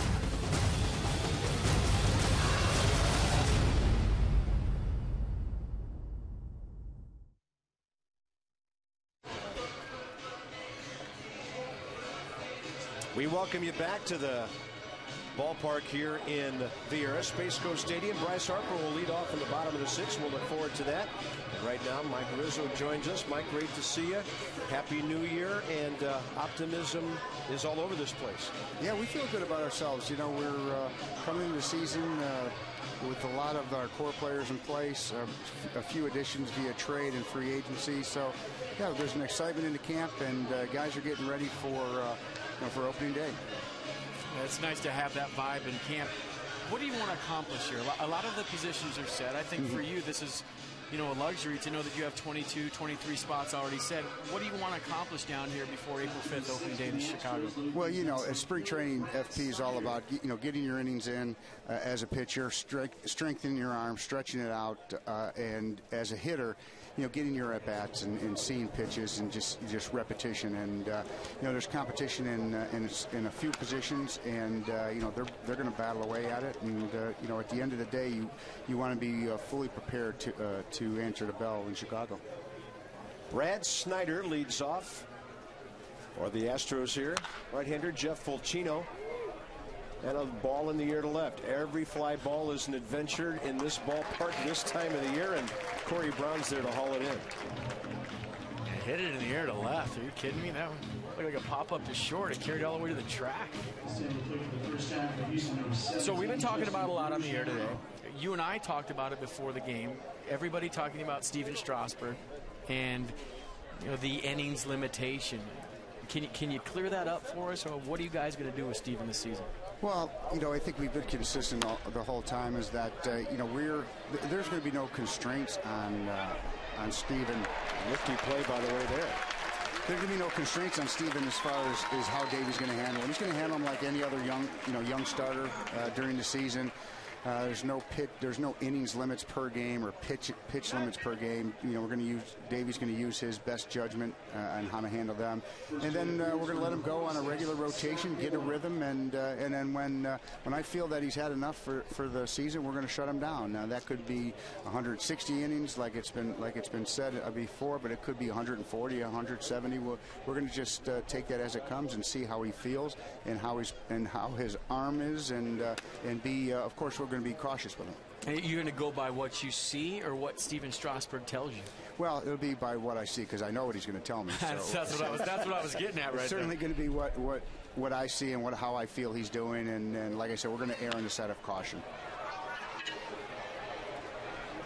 I'm surprised that ball stayed in the park right there. Yeah, Scott Moore hitting for the DH. Fernando Martinez with a base hit there. Jeff Fulcino is pitching for the Nats, veteran guy who's been around for a while, some time with Houston before, right? Yes, he has. And Joe Thurston, who we've seen around some different camps in recent years, will be the next batter. How about Ryan Matthews throwing the ball? Ryan's throwing the ball extremely well. You know, he's a guy we had high hopes for when we made a trade for him back for Joe Beimel, and you know, came off Tommy John, had a good rehab season, and last year had a terrific season for us, and then kind of ran out of gas at the end because of the log of innings he had, and we feel that he's going to be a big part of our bullpen in the future. So you got 4 of the 5 starting pitching rotation spot set. You know, what's going to go on with the 5th spot? You got a couple guys there. What are you going to do with Chen-Ming Wong? What are you going to do with John Lamb? Well, we're certainly going to see who's our best 5th, and he's going to start the season as our 5th starter, and we'll make adjustments with the other guy. They're both quality major league pitchers.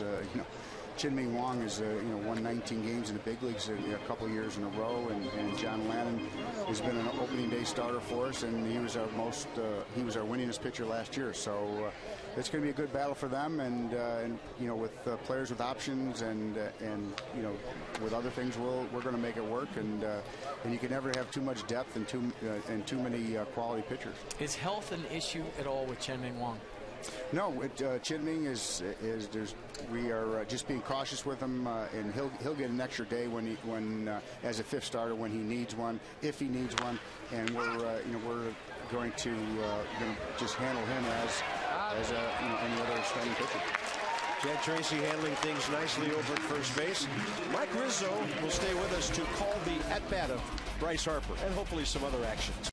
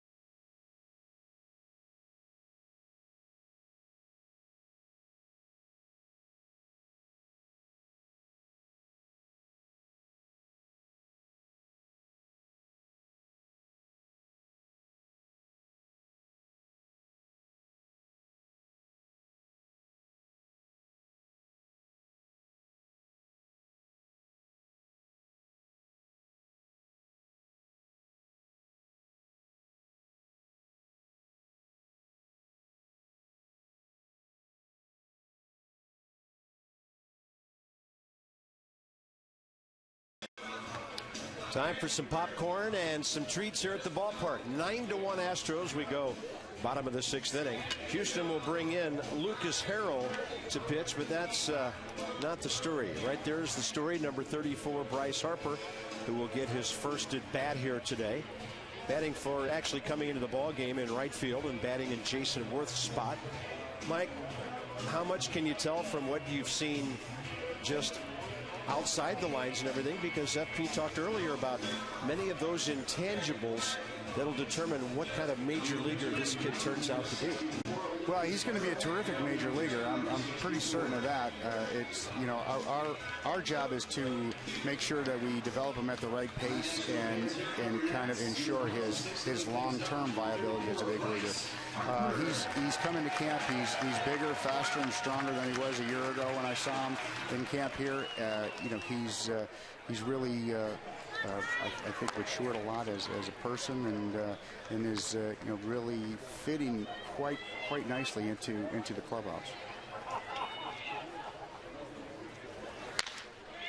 Bouncer up the middle. A lot of topspin on that ball. Bixler, no chance. Bryce Harper out of the batter's box in good fashion to beat it out. All right, Riz, take us to the replay. I want to see you break down the swing right now. Well, go ahead. before I even see it, I know he's going to swing hard at it. And he got on top of it, and like he has all his whole career, he's 110% out of the box, and he doesn't do anything slowly or easy. I'll tell you what, I am amazed at how he looks the part this year versus how he did last year. Yeah, well, you know what I mean by that. Yeah, and he's he's an inch taller than he was last year, and heavier, and really had a great off season working out, and mentally he's in a real good place where he's at, and his teammates have really gravitated towards him, and guys like Espinoza and Desmond, the young guys, have really kind of are trying to take him under their wing and really guide this guy through an important phase in his career.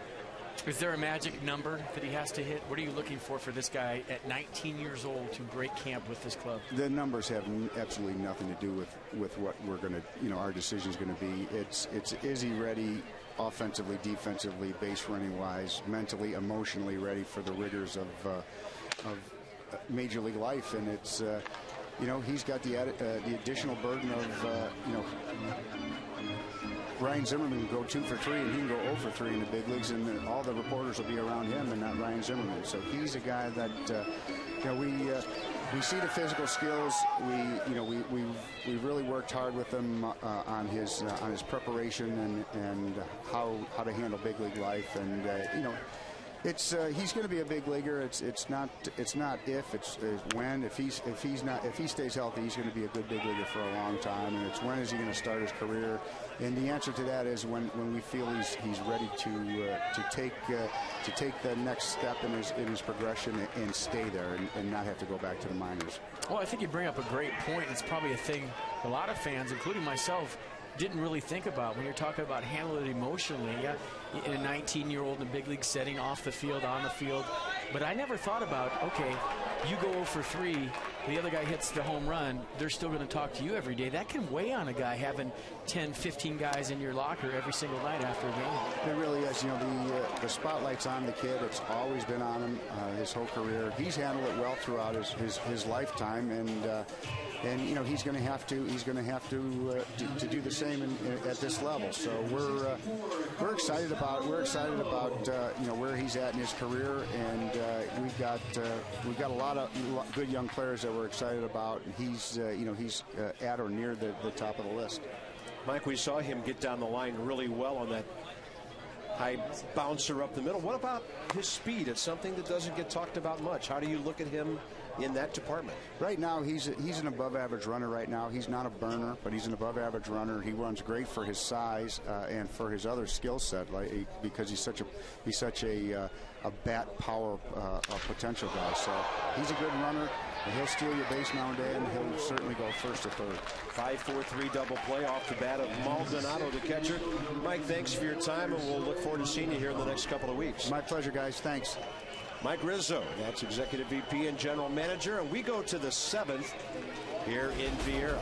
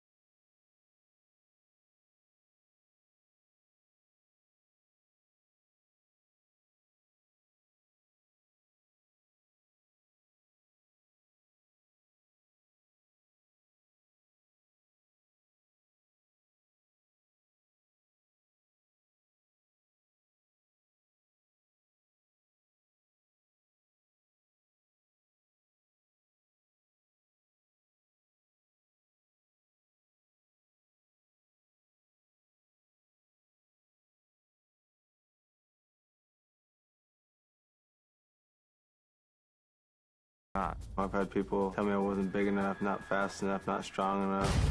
There's no pressure on me. The pressure's on the pitcher. And if he throws it where I want it, then I'm going to do some damage. I don't care if you're the best. I'm going to get you. That's why I always look into the dugout. I want to make sure they're watching.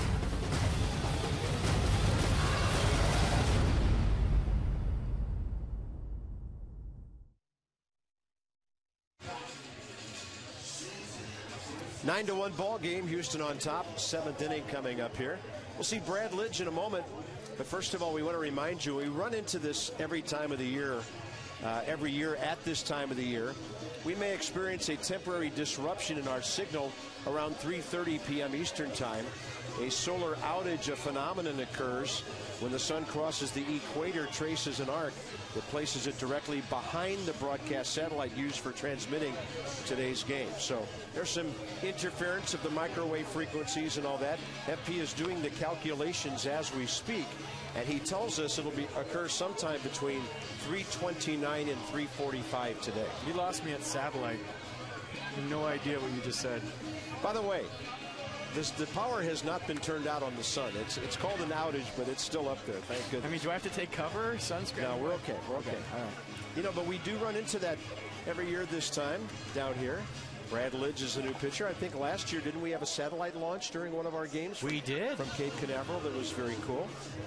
That's maybe, what, 20, 30 miles to the northeast of us here. So here on the 4th of March, this one goes to the top of the 7th inning. And again, knock on wood, if healthy, this is going to be a very impressive addition to the Nats' already impressive bullpen, Brad Lidge. I talked to Brad today in the clubhouse. I mean, he's in fantastic shape, worked hard all off season, probably the best shape of his life. I know, that's pretty cliche. You hear that in spring training. Everybody, I'm in the best shape of my life. I'm in the best shape of my life. Yeah, you are. But Brad Lidge is. I mean, you look at the guy and you talk about what he brings to a ball club with the experience level, but he can still pitch. I mean, this is a guy that throws sliders probably 80% of the time or close to 80% of the time. It's one of those pitches where as a hitter, you know it's coming and you still can't hit it. A great ad by Mike Rizzo and the Nationals getting this guy to make a strong bullpen even stronger. That out was made by the former Atlanta Brave Diori Hernandez, and this is first baseman Jonathan Singleton. And for Brad, this is a guy that's been injured the last couple of spring trainings. So as a player, you're playing catch-up baseball all year to try to get healthy. And this is the first time in about 3 or 4 years that he's come.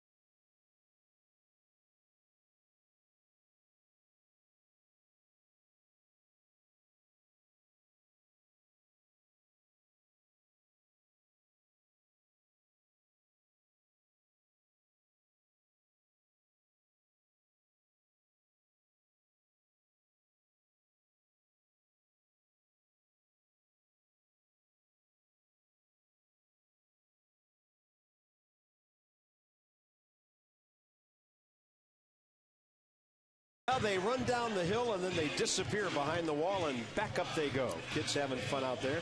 They don't know the score's 9-1. They know they're at spring training.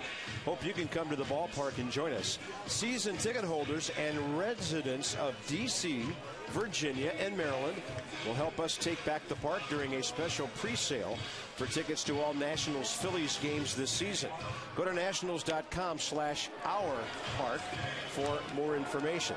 Certainly one of the most interesting ideas that's come down the road in many, many years, and we like it. All right, how about that 5th spot? FP, there's some bona fide major league talent vying for that spot.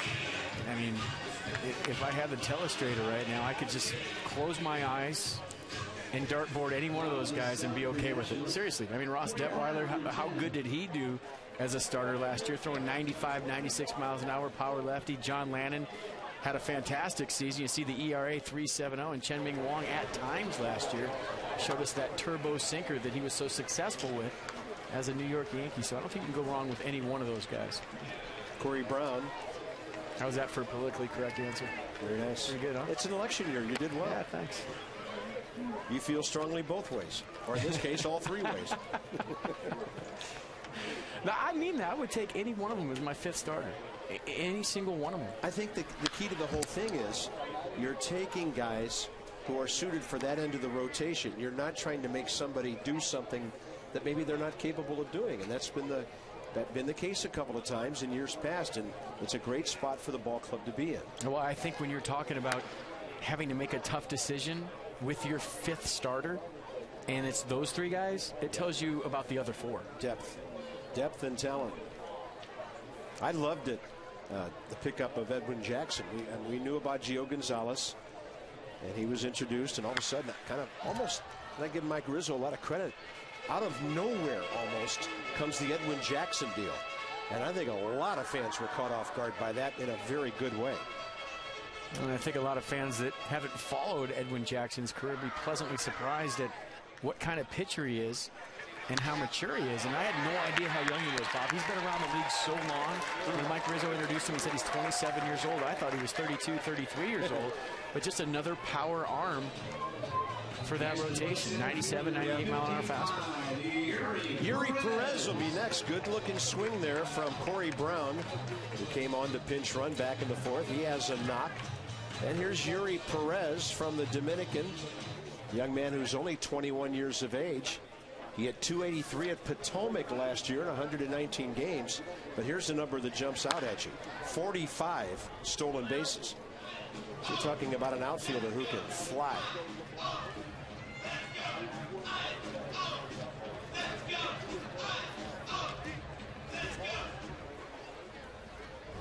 They list him at 6 foot 180. He'll have a birthday May 30th, turning 22. And that one evidently came inside and got the knob of his bat. And on deck is an interesting story as well with Anthony Rendon, the young man out of Rice.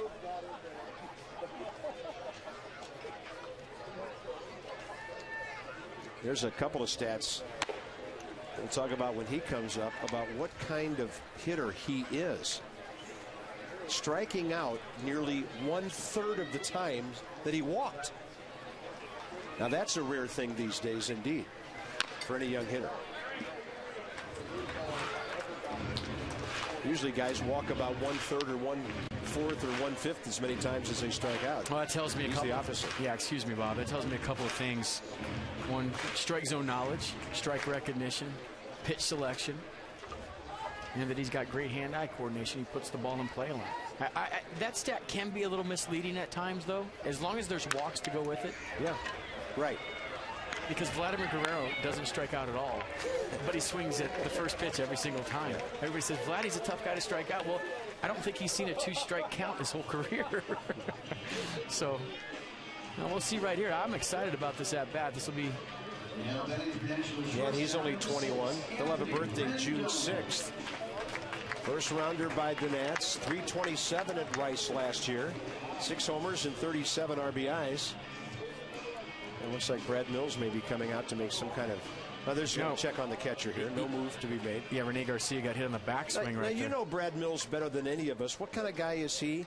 We don't get to see the Astros a whole lot, and we don't know a whole lot about him. Wonderful baseball man, knows the game as good as anybody. I feel like it's unfortunate that he hasn't had a whole lot to work with there in Houston, and I say that in a nice way. When you trade guys like they traded last year, it's tough for a manager getting his first shot at managing. It isn't like he's managed all over the place. He was Terry Francona's bench coach in Boston for a long time, but you talk to people in baseball, they have nothing but great things to say about Brad Mills. One of the better people I've met, and he knows the game as well as anybody. And you wish him luck. He's got a young team this year with a lot of competition for a lot of different spots, but that's just an uphill battle right now with the hand he's been dealt. Corey Brown, second base, 1 out, and a strike to Rendon. 6 foot 190, native of Richmond, Texas. And that bores in on him, and Lucas Harrell gets a strike with it. So he's in the hole 0-2. Now we'll see if he can battle here. 33 strikeouts and 80 walks in 63 games last year. You know what that means.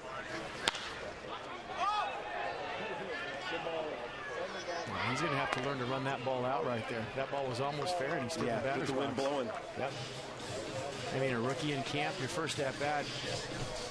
If I hit a ball 8 rows deep in the stands, I was running that ball out because you just never know with the wind down here. Maybe he lost track of it. A lot of times the hitter, you foul off the ball and you think you fouled it straight back, but you can't be standing home plate on a ball that's a full foul. Jared Hoffpower. Ground ball to short, first time up.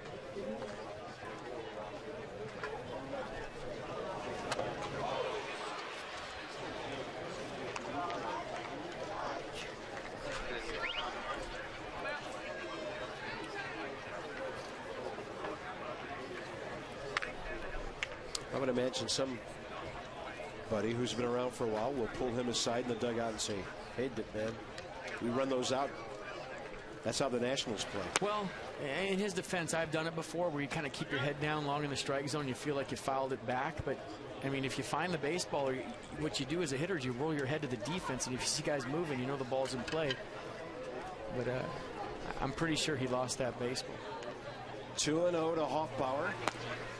3-0.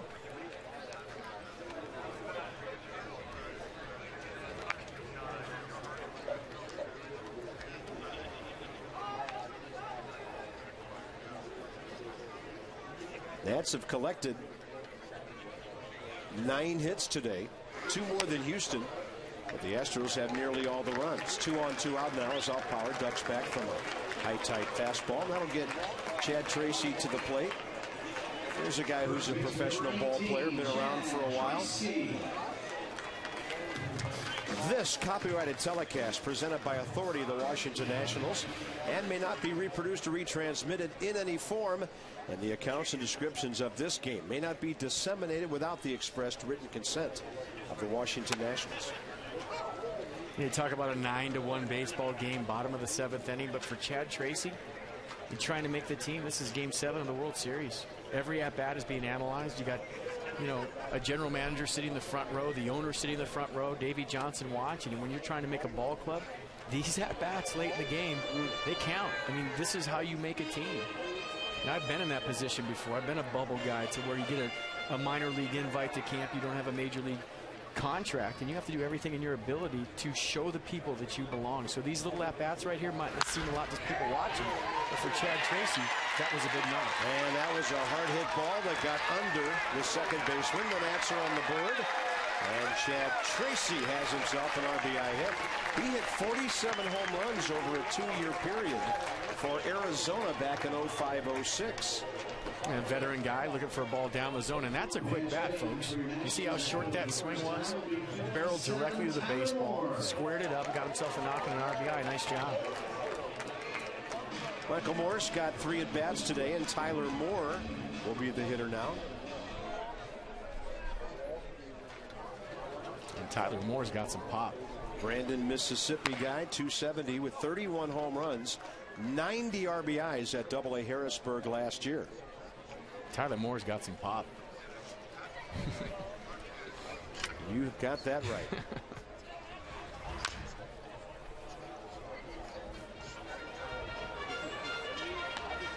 I mean, anytime in Double-A, Bob, you put up those kind of numbers, you're knocking on the door.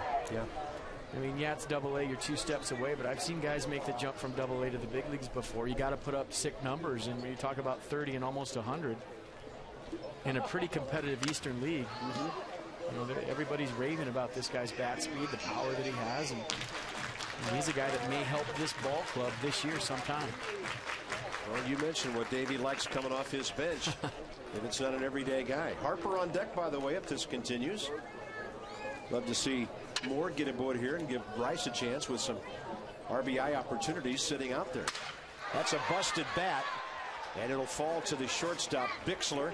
Nats are gone in the 7th, picking up a run on 2 hits and a walk. It's 9-2 into the 8th.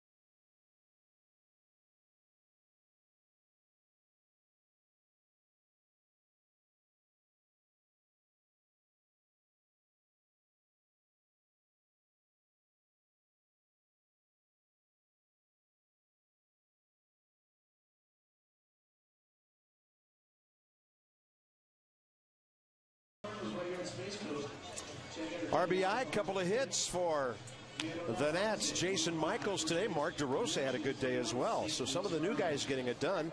Bryce Harper will get one more at bat today, and he has himself a knock. Yeah, 10 hits today for the Nats, but it was all about the new guys. Mark DeRosa with a base hit to left. He followed up with a single to right. And then you see Jason Michaels right there. A couple of blue hits for him, but it'll take him early in camp. A little RBI to go with it.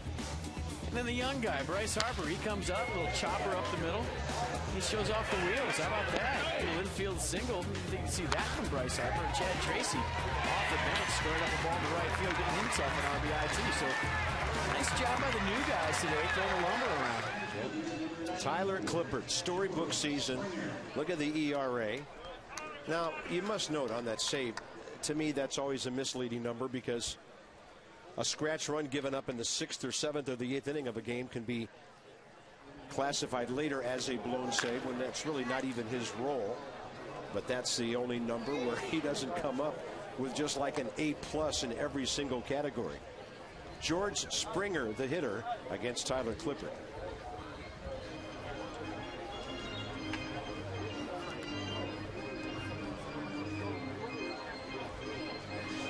A lot of times you can talk about the blown saves, but look at the strikeout walk ratio. 104 strikeouts and just 26 walks. And I can't tell you how many times Tyler Clippard came into the 8th inning last year and the save was on the line. You know, how many times did he face 3, 4, 5 of the opposing lineup or the heart of the order or the leadoff guy? If he gets on a one-run game, you know, all heck's going to break loose. So even though he was the setup guy last year, to me, a lot of times the save was in the 8th inning. No disrespect to Drew Storm because the last 3 outs of the game are, to me, the hardest ones to get. But Tyler Clippard had some big boy holds last year in the 8th inning to where, you know, you're facing, what is it, Holiday, Pujols, and, you know, whoever coming up for the Cardinals in a one-run baseball game. And he got the job done every single time. To me, one of the best, if not the best, setup man in baseball right now.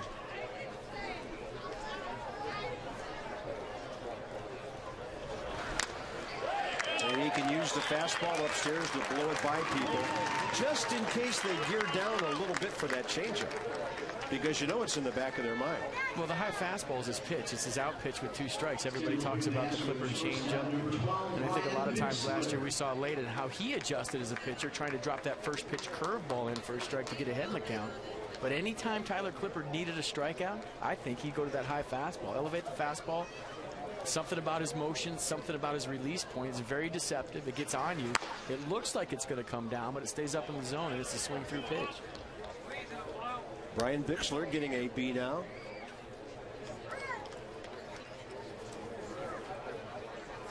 Trying to make this ball club as a non-roster guy.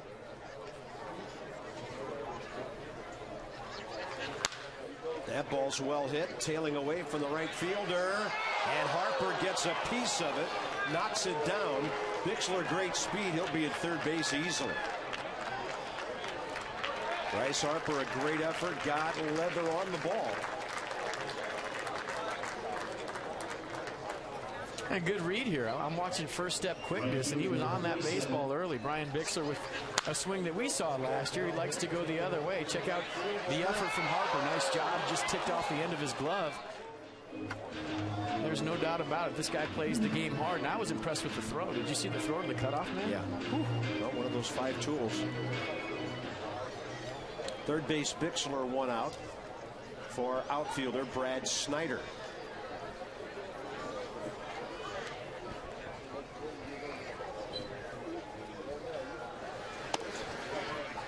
Yeah, check out the throw right here from Bryce Harper. I mean, he got to this baseball, got to his feet quickly, and you see it come out of nowhere, but that's a good arm.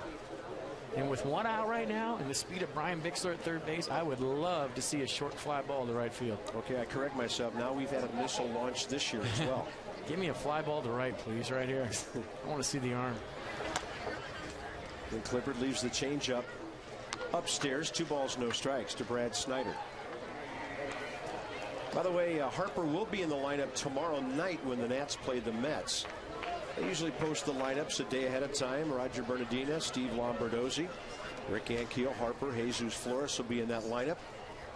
John Lannon will be pitching tomorrow night. And Sean Burnett, Craig Stammen, Ryan Perry, and Atahualpa Severino will be getting work.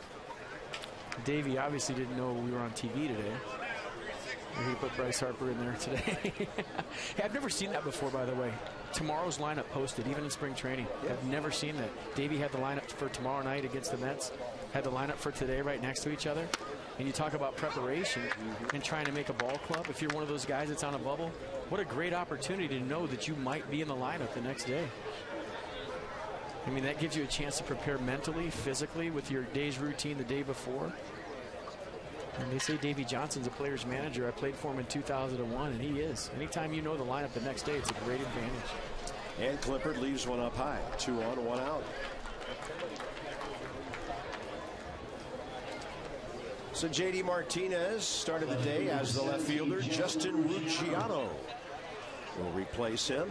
He'll get an at-bat here in the 8th inning.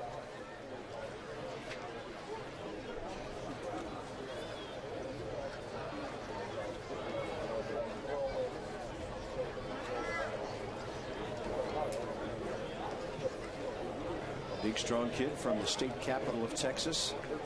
And Clippard's first pitch is low.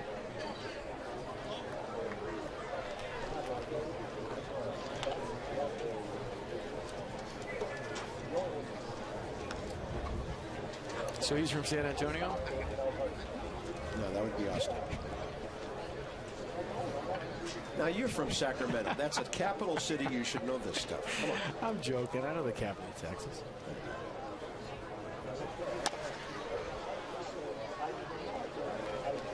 Two balls and no strikes. Clippard this inning, Storen for the 9th. That's pretty much as scheduled for the Nats today. Although Ryan Matthews had to get a couple of extra outs to get the Nationals out of the 4th inning and then into the 6th.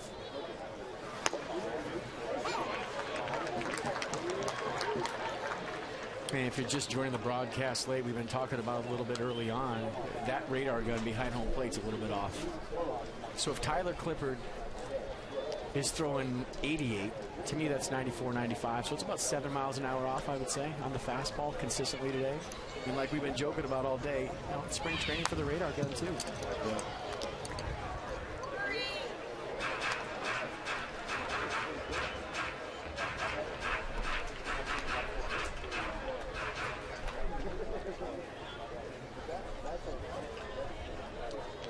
Two runners aboard, one out here in the top of the 8th.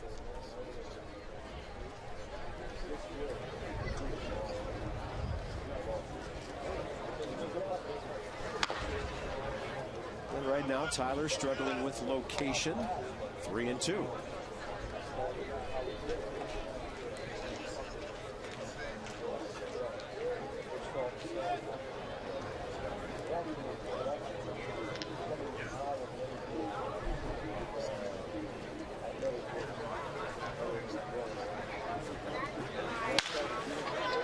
High in the air, left field, Corey Brown. And the runner goes back. Then he goes home. What is up with that? That's Brian Bixler, who's usually a pretty good base runner. And I was astounded to think that Dave Clark might not be sending him. He ends up scoring, but they almost ran themselves out of a run here. Well, Brown has to throw that baseball. Regardless of what the runner does, if there's a runner on third less than 2, you've got to come up firing. And anytime you get a chance to show off your arm in Major League camp, you do it. So, I mean, if you ask Brown right now, he'll tell you, I should have thrown that ball to home plate, regardless of what the runner's doing. You get a fly ball in the outfield, you get behind it, you let it fly. And then if he doesn't go, he doesn't go. But you never flip the ball to second base. I would have done the same thing. That's heads up running by Brian Bixler. Yeah, just kind of surprising on a day like this with the wind blowing out that he wouldn't just be going all the way on a play like that, because we know how fast Brian Bixler is. Scott Moore is the hitter here. And between Fernando Martinez, the DH, and Scott Moore, this spot in the lineup is 3 for 3 with a walk and 3 RBIs today.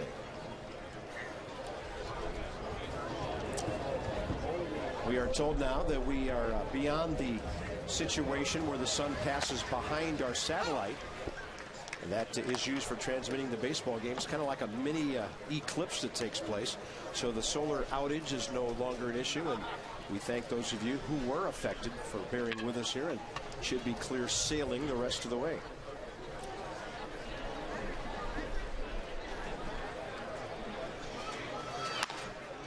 Two balls and a strike to Moore.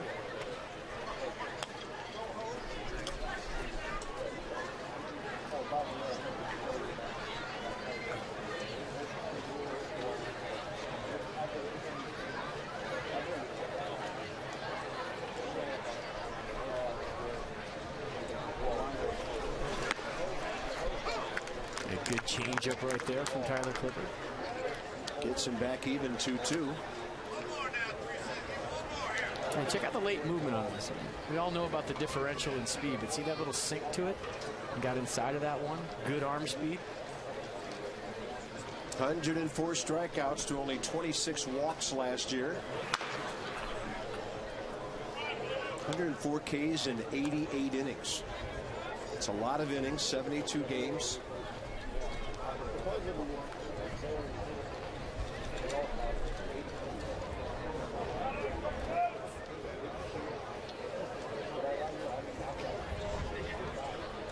Three-two with the runner going here.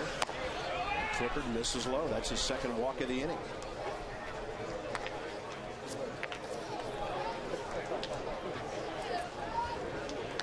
A lot of talk during the offseason, FP, about the extra wild card spot in each league. A one-game winner-take-all advancement.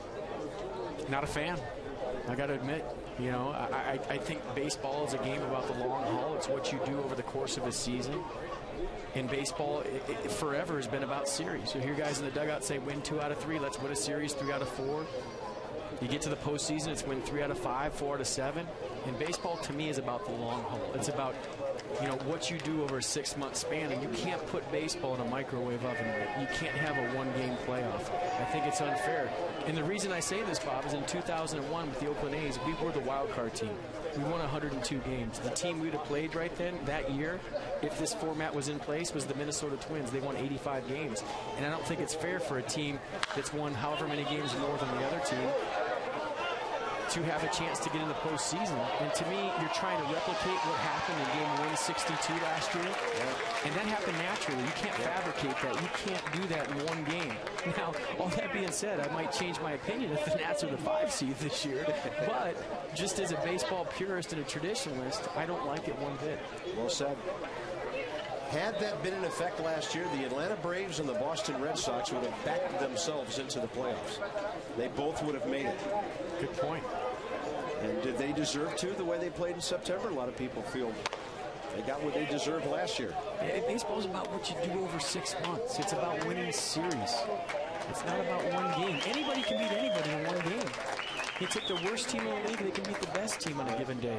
So 102 wins can disappear because of one bad pitch. Yeah, so I'm going to play 6 months and grind out all these wins more than the other team, and I'm going to get eliminated from the playoffs because of one game, or potentially get eliminated from the playoffs in one game. And I guess there's a other side to that, and I understand that.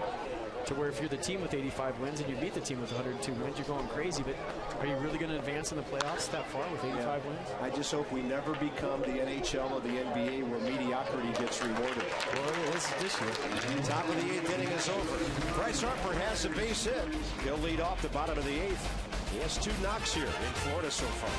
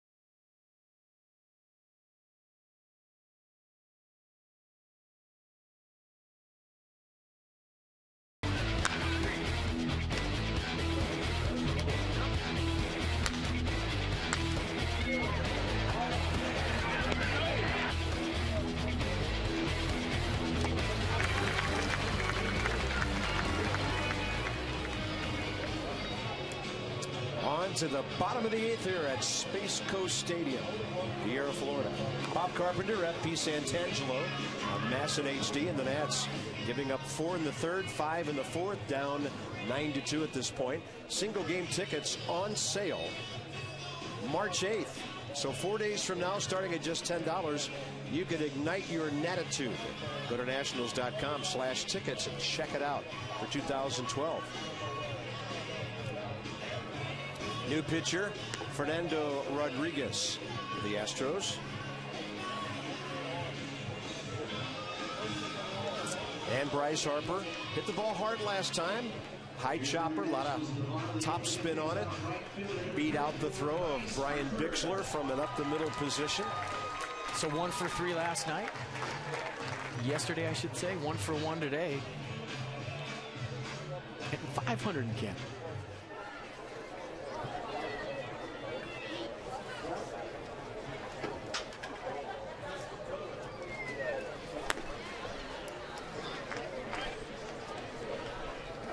Harper, Tien, and Maldonado scheduled for the Nats here, bottom 8.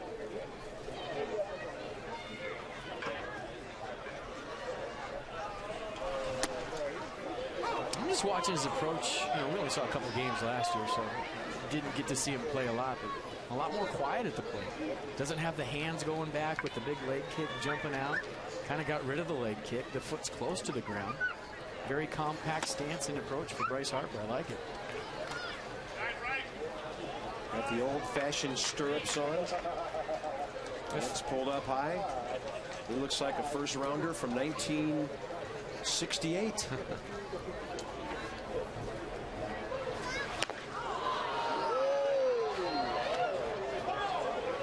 Little 2-1 changeup right there.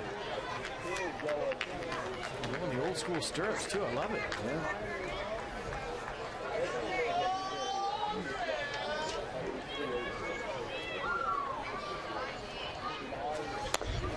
Gonna get called out on strikes. And a pitch that gets him at the knees. See, that's a case of a young guy right there. Seen a 2-1 changeup. He's ahead in the count. Pretty good swing on the changeup. We'll check out the pitch sequence right now to Bryce Harper. So early in the count, he's gauging fastball, gauging velocity. Gets a good look at a sinker right there. Now he's ahead in the count. He has count leverage. I'm going deep. Swings through the fastball and changeup.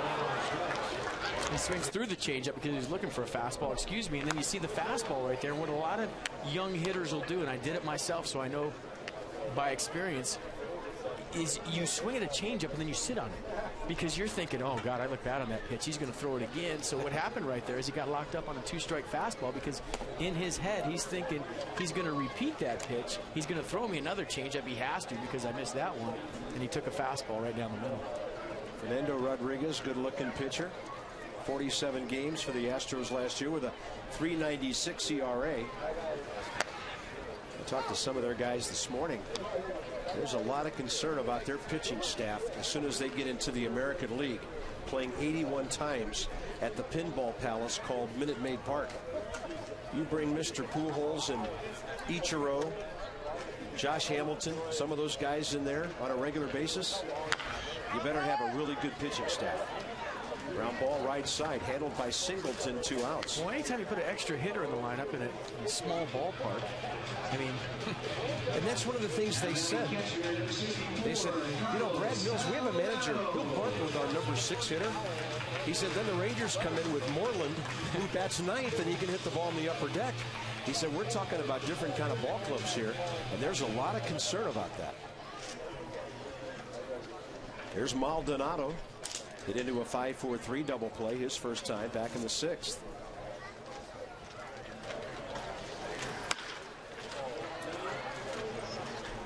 Getting ready to watch Drew Storen work in the 9th. We've seen Strasburg, Gorzolani, Matthews, Fulcino, Lidge, and Clippard today. Nats have given up no runs on only 2 hits now over the last 4 innings. Bullpen has re-grabbed some momentum here, but Tom Gorzolani had a rough outing, giving up 7 runs on only 3 hits in a span of an inning. Looks like Drew Storen went to closer grooming school. Do you see that? He's got the goatee now, the long hair flowing in the wind. Going. Last year he's this clean-cut guy with the shaved head, no facial hair at all. Now look at him. He looks like a closer. That's what 43 saves will do for you. I was crunching some numbers last night. Thanks to Storen and Clippard, who were just fantastic last year. The Nationals were 4th in the league in saves. 4th. Wow. We're going top 9. Here comes Storen in a 10-2 game.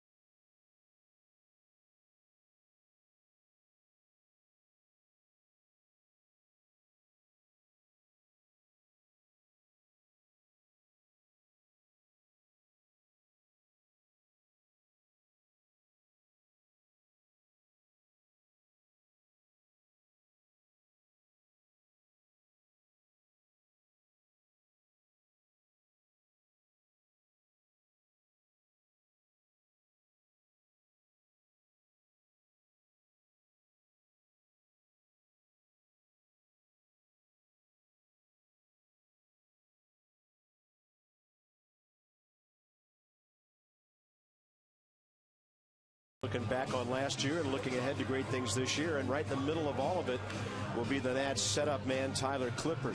Tyler, first of all, unbelievable season last year, and coming off such a great season for you when you really established yourself, became an all-star. What was the most important thing for you to accomplish during the offseason?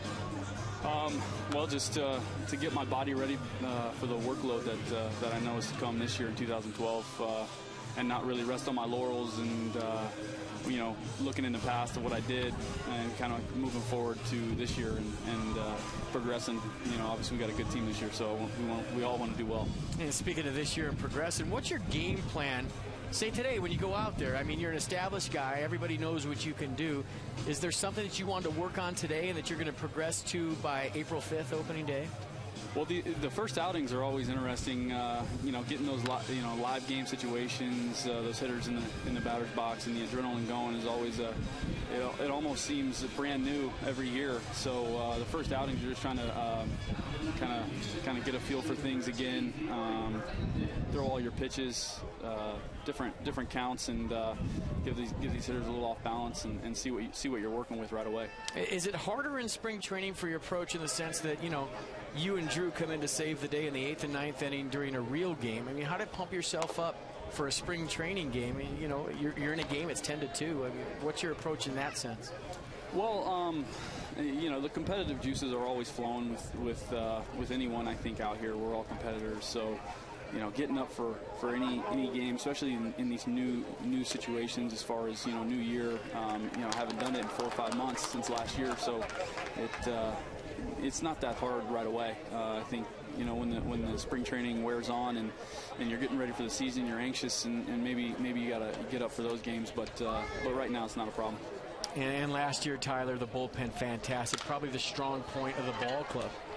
I mean, you talk about adding a guy like Brad Libbs to the mix this year. Talk about what he means to the ball club and you guys down there in the bullpen. Well, I mean, we were lucky to scoop him up for the price that we got him for, because he you know, he offers a lot for us in the bullpen, and you know, as a veteran guy in the clubhouse. So we're lucky to have him. I think me and Drew are going to benefit from him. He's been through the ups and the downs as far as a major league season and being a bullpen guy, and he's won World Series, and he's been on the other side of it too. So he's got a wealth of knowledge, and we're looking forward to you know, picking his brain a little bit.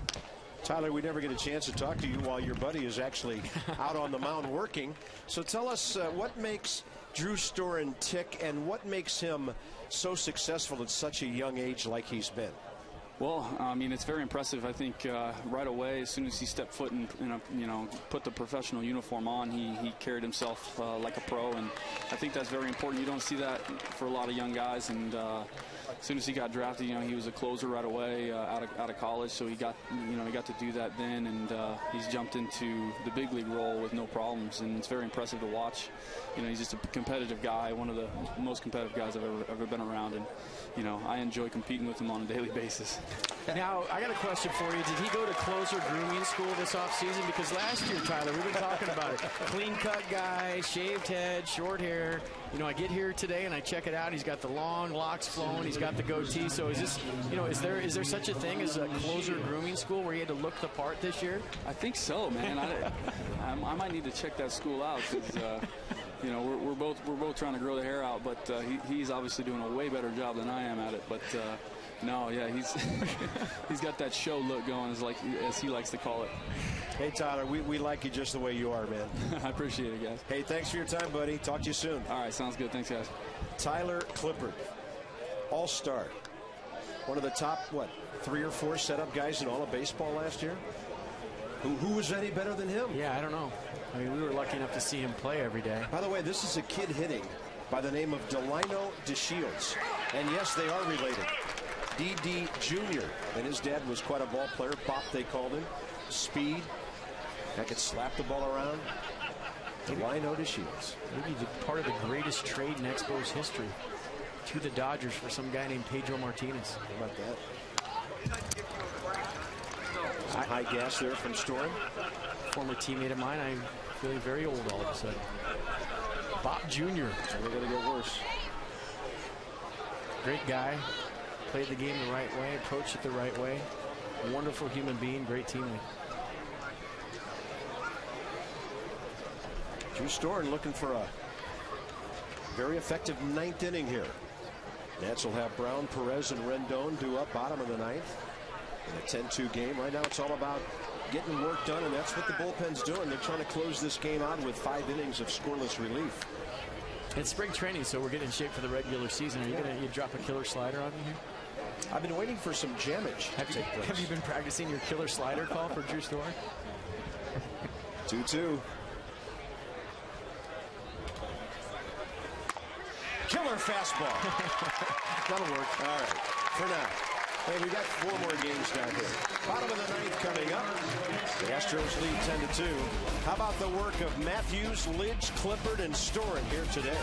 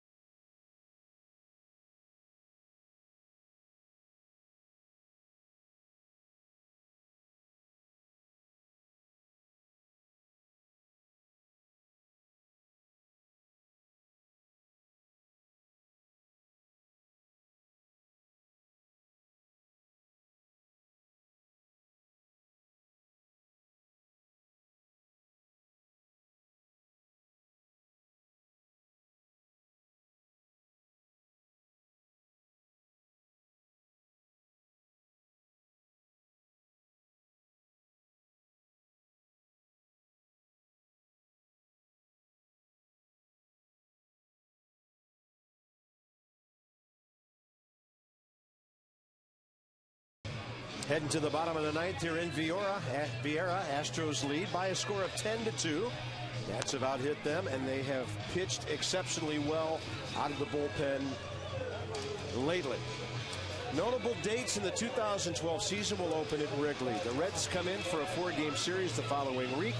The Nats take interleague to Boston and Toronto. The Yankees and the Rays are coming to town.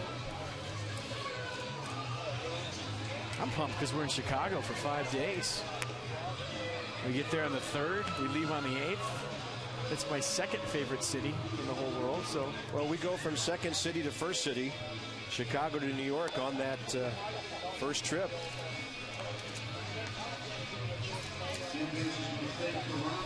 Finally get some sunshine here today. Wind has never ceased blowing.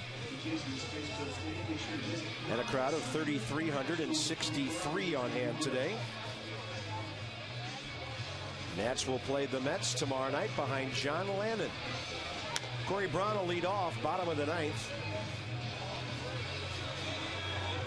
And it looks like David Carpenter will try to close things out for the Astros here. Any relation? Nope. Not that I know of.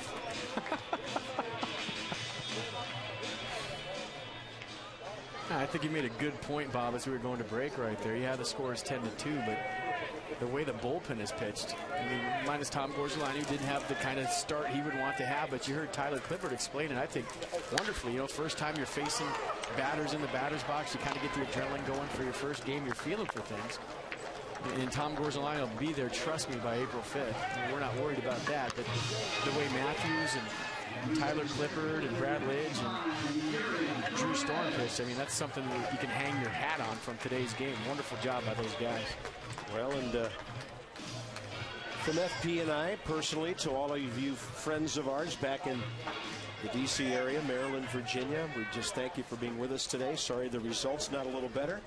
4 more times down here to bring you some entertaining baseball, but most importantly, to set up the season. And we are so glad to be back with you on MASN HD this year.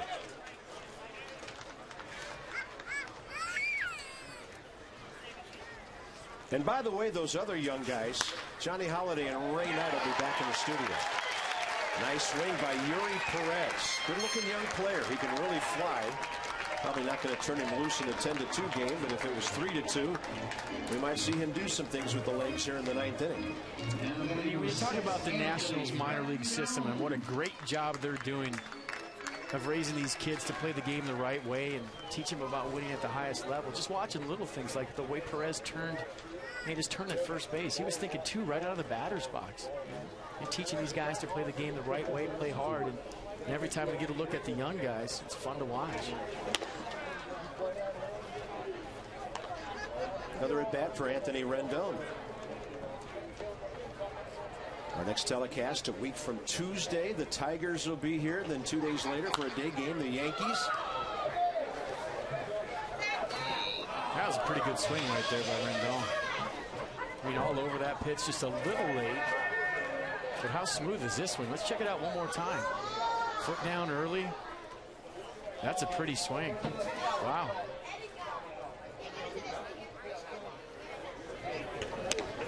Fastball going away.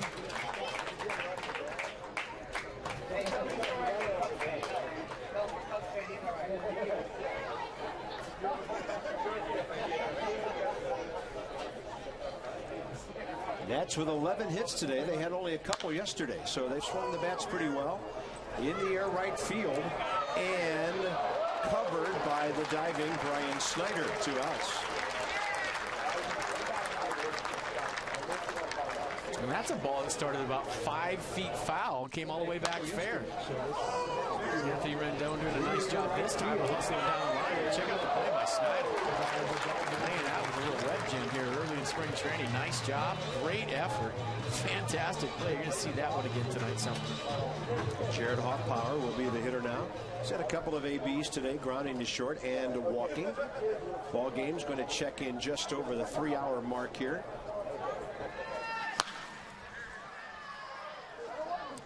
And the Nats will, barring an unbelievable turn of affairs here, be 0-2 going into tomorrow's evening tilt against the Mets.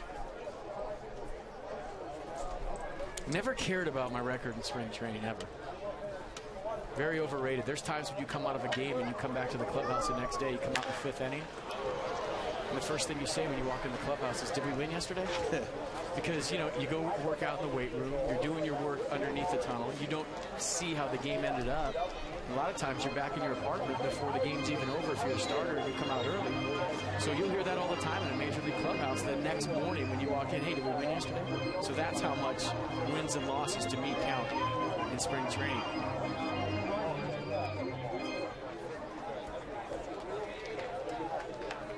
Power shaking off that one. Well, I think we have a lot to be excited about this year. The starting rotation is going to be outstanding, best the Nats have ever had.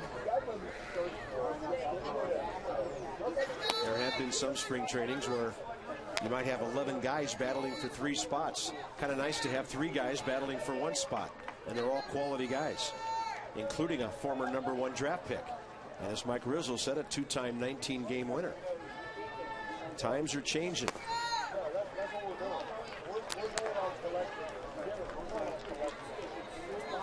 Yeah, the one thing the Nats have to be careful of, the way they finished the season last year, I don't think they're going to sneak up on anybody this year. Everyone's going to be ready to play them. I mean, Brad Lidge said as much. He said, hey, you know, we know this is a good team last year when I was in Philadelphia. You know, we tried to get up to play those guys. They came into Philly at the end of the year and swept us 4 straight games. And I don't think anybody's going to take this team lightly. There's going to be no sneaking up on people. So that being said, you're going to have to come with your A game every single day. You're going to have to be ready to battle because you're playing in my mind, the toughest division in baseball. And I guarantee you they're just as excited in Miami as we are in Washington about their ball club. And then there are the Braves and the Phillies, who are simply the Braves and the Phillies. This game's over. All right, MP, that's the first one in the books, and we'll see you in about 9 days and hopefully a better result next time. But it's all about getting the work done, right? Yeah, nice job, partner. Can't wait for game number 2. All right, that's FP Santangelo. I'm Bob Carpenter. And today it was all Astros with those 2 big innings, winning it 10-2. Our next spring telecast, Tuesday, March 13th, Nats and the Tigers in Prince Fielder at 6 p.m. This has been a